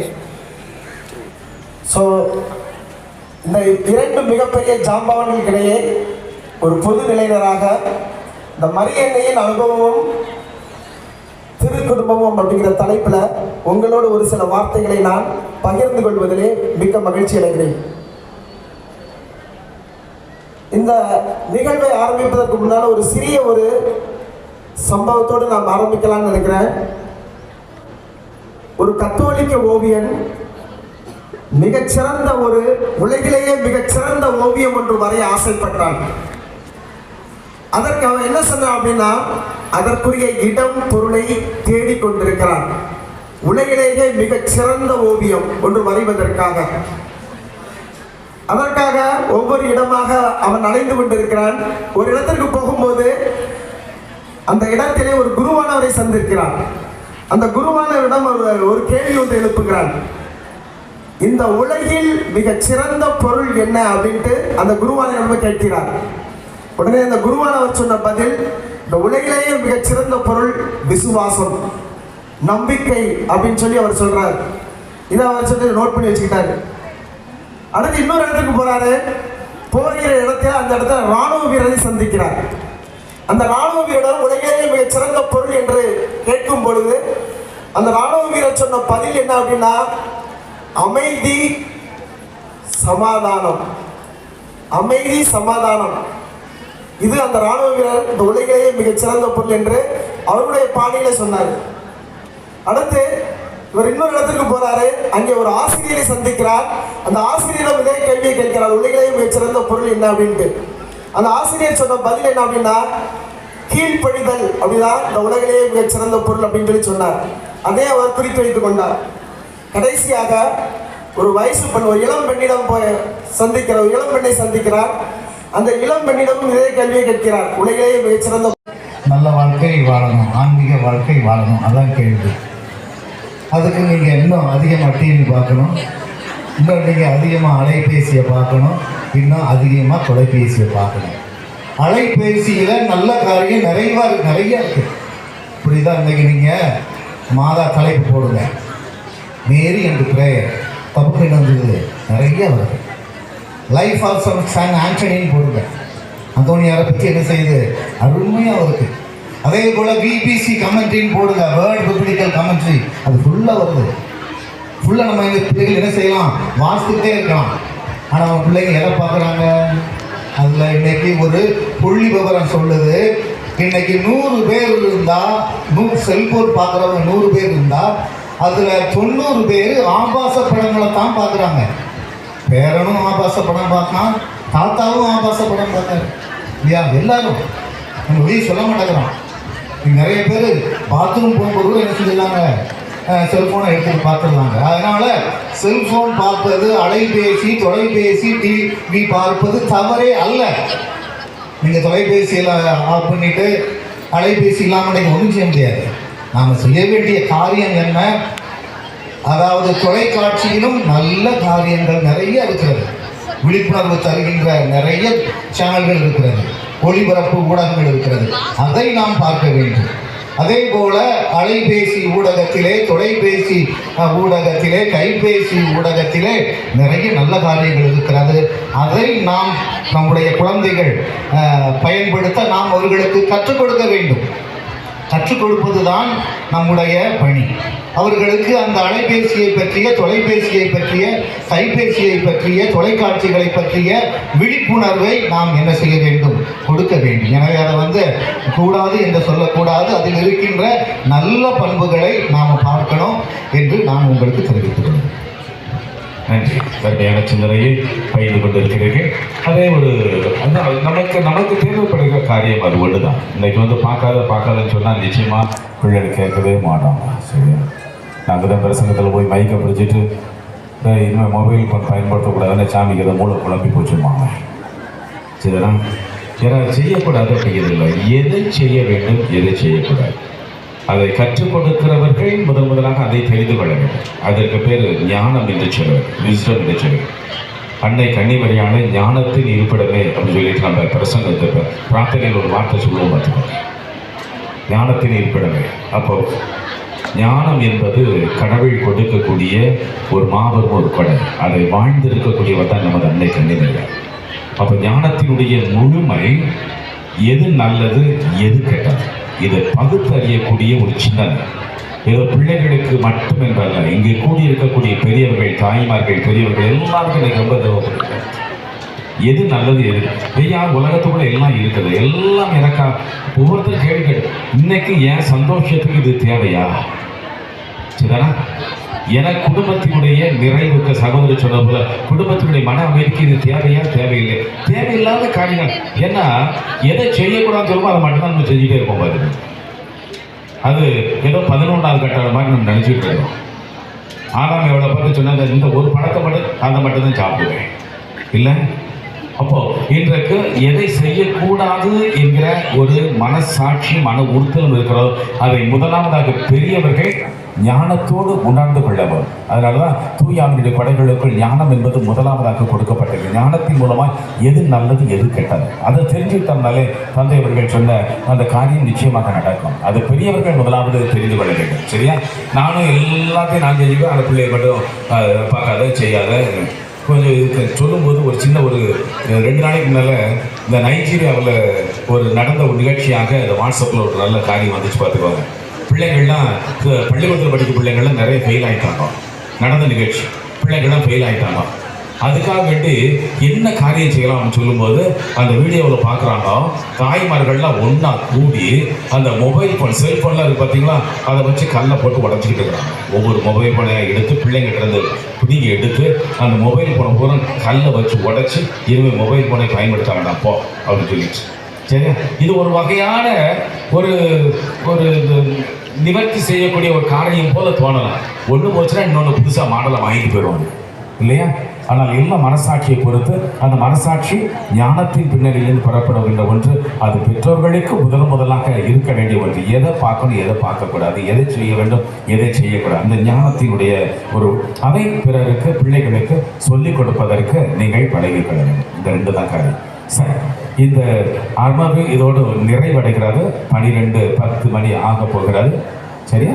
இவ்வளவு நேரம் நீங்கள் அமைதியாக எங்கள் மூவருடைய கருத்துக்களை கேட்டிருக்கிறீங்க. சகோதரர் ஒரு கேள்வி கேட்டார், ஒரு சகோதரர் கேள்வி எழுதி கொடுத்துருக்குறாங்க. ஏன்னா நான் யாரும் பார்த்துட்டேன், எழுதி கொடுத்தவங்க கை கட்டிட்டு போனாலும். அதனால் கோயில்பட்டியிலிருந்து வந்திருக்கக்கூடிய சகோதரர். எனவே இந்த 2 கேள்விகள், அதிகமான கேள்வி இன்னும் நிறைய நேரம் இருந்திருக்கும், பட் இது ரொம்ப சந்தோஷம். இந்த 3 காரியங்களுமே அன்னை கன்னிமரியுடைய ஆன்மீகத்தினுடைய வளர்ச்சி. இன்னும் கொஞ்சம் ஆழமாக சொல்ல போனோம்னா நிறைய விவிலிய பகுதிகளை நான் எடுத்துக்கொண்டேன். உலகத்தில் நடைபெற்ற நிகழ்வுகளை தந்தை அவர்கள் எடுத்துச்சினார்கள். குடும்பத்தினுடைய யதார்த்தத்தை நமது சகோதரர் ஜஸ்டின் திறமை அவர்கள் சொல்லியிருக்கார். அப்போ 3 காரியங்களுமே இன்றைக்கு உங்களது சிந்தனையை விரிவாக்கி இருக்கக்கூடியவை. எப்படி நாம் இறை அனுபவத்தில் வளர வேண்டும், குடும்பங்கள் எப்படி வாழ வேண்டும், இதற்கான சிந்தனைகளை நாங்கள் பகிர்ந்து கொண்டோம். பலன் பெற்றிருப்பீர்கள் என்ற நம்பிக்கை உண்டு. எனவே இதுகாரும் அன்போடு நம்பிக்கையோடு வல்லமையோடு அமர்ந்து இந்த கேள்விகளை கேட்டது மட்டுமல்ல, எங்களது செவிப்புலன்களை திறந்து வைத்து எங்களது கருத்துக்களை கேட்ட உங்கள் அனைவருக்கும் முதலாக நன்றிகளை அன்போடு உரித்தாக்கிக் கொள்வோம். கரத்தில் எடுத்து ஒருத்தருக்கு நமது மகிழ்ச்சியை ஆண்டவருக்கு நாம் அன்னையின் மூலமாக செலுத்துவோம். இந்த வாய்ப்புகளை அன்போடு உருவாக்கி கொடுத்திருக்கக்கூடிய இந்த திருத்தல பேராலயத்தினுடைய இந்த அதிபர் தந்தை அந்தோனி குருஸ் அவர்களுக்கும், உதவி பங்கு தந்தை அந்தோன்ராஜ் அவர்களுக்கும் எங்கள் மூவரை சார்பாக நெஞ்சார்ந்த நன்றிகள். உங்கள் சார்பாகவும் நெஞ்சார்ந்த நன்றிகளை அன்போடு நாம் கரவொலி எடுத்து நமது காணிக்கையை செலுத்திக் கொள்வோம். இறுதியாக அன்னை கன்னிமரியாளுக்கு நாம் நன்றிகளை செலுத்துவோம். எல்லோரும் எழுதிருந்து அன்னை கன்னிமரியாளுக்கு ஒரு சிறிய ஒரு பாடல், அன்னை கன்னிமரியுடைய பாடல், ஒரு பாடல்களோடு சேர்ந்து நாம் பாடி அருள் நிறைந்த மரியை சொல்லி இந்த அன்னைக்கு இந்த மரியனுடைய இந்த மாநாட்டை நாம் முடித்துக் கொள்வோம். எல்லோருமாக எழுதி நின்று கொள்வோம். உற்சாகத்தோடு அன்னை கன்னிமரிக்கு இந்த புகழ் பாடலை நாம் பாடுவோம். எல்லாரும் சேர்ந்து பாடுகிட்டு வருவாங்க.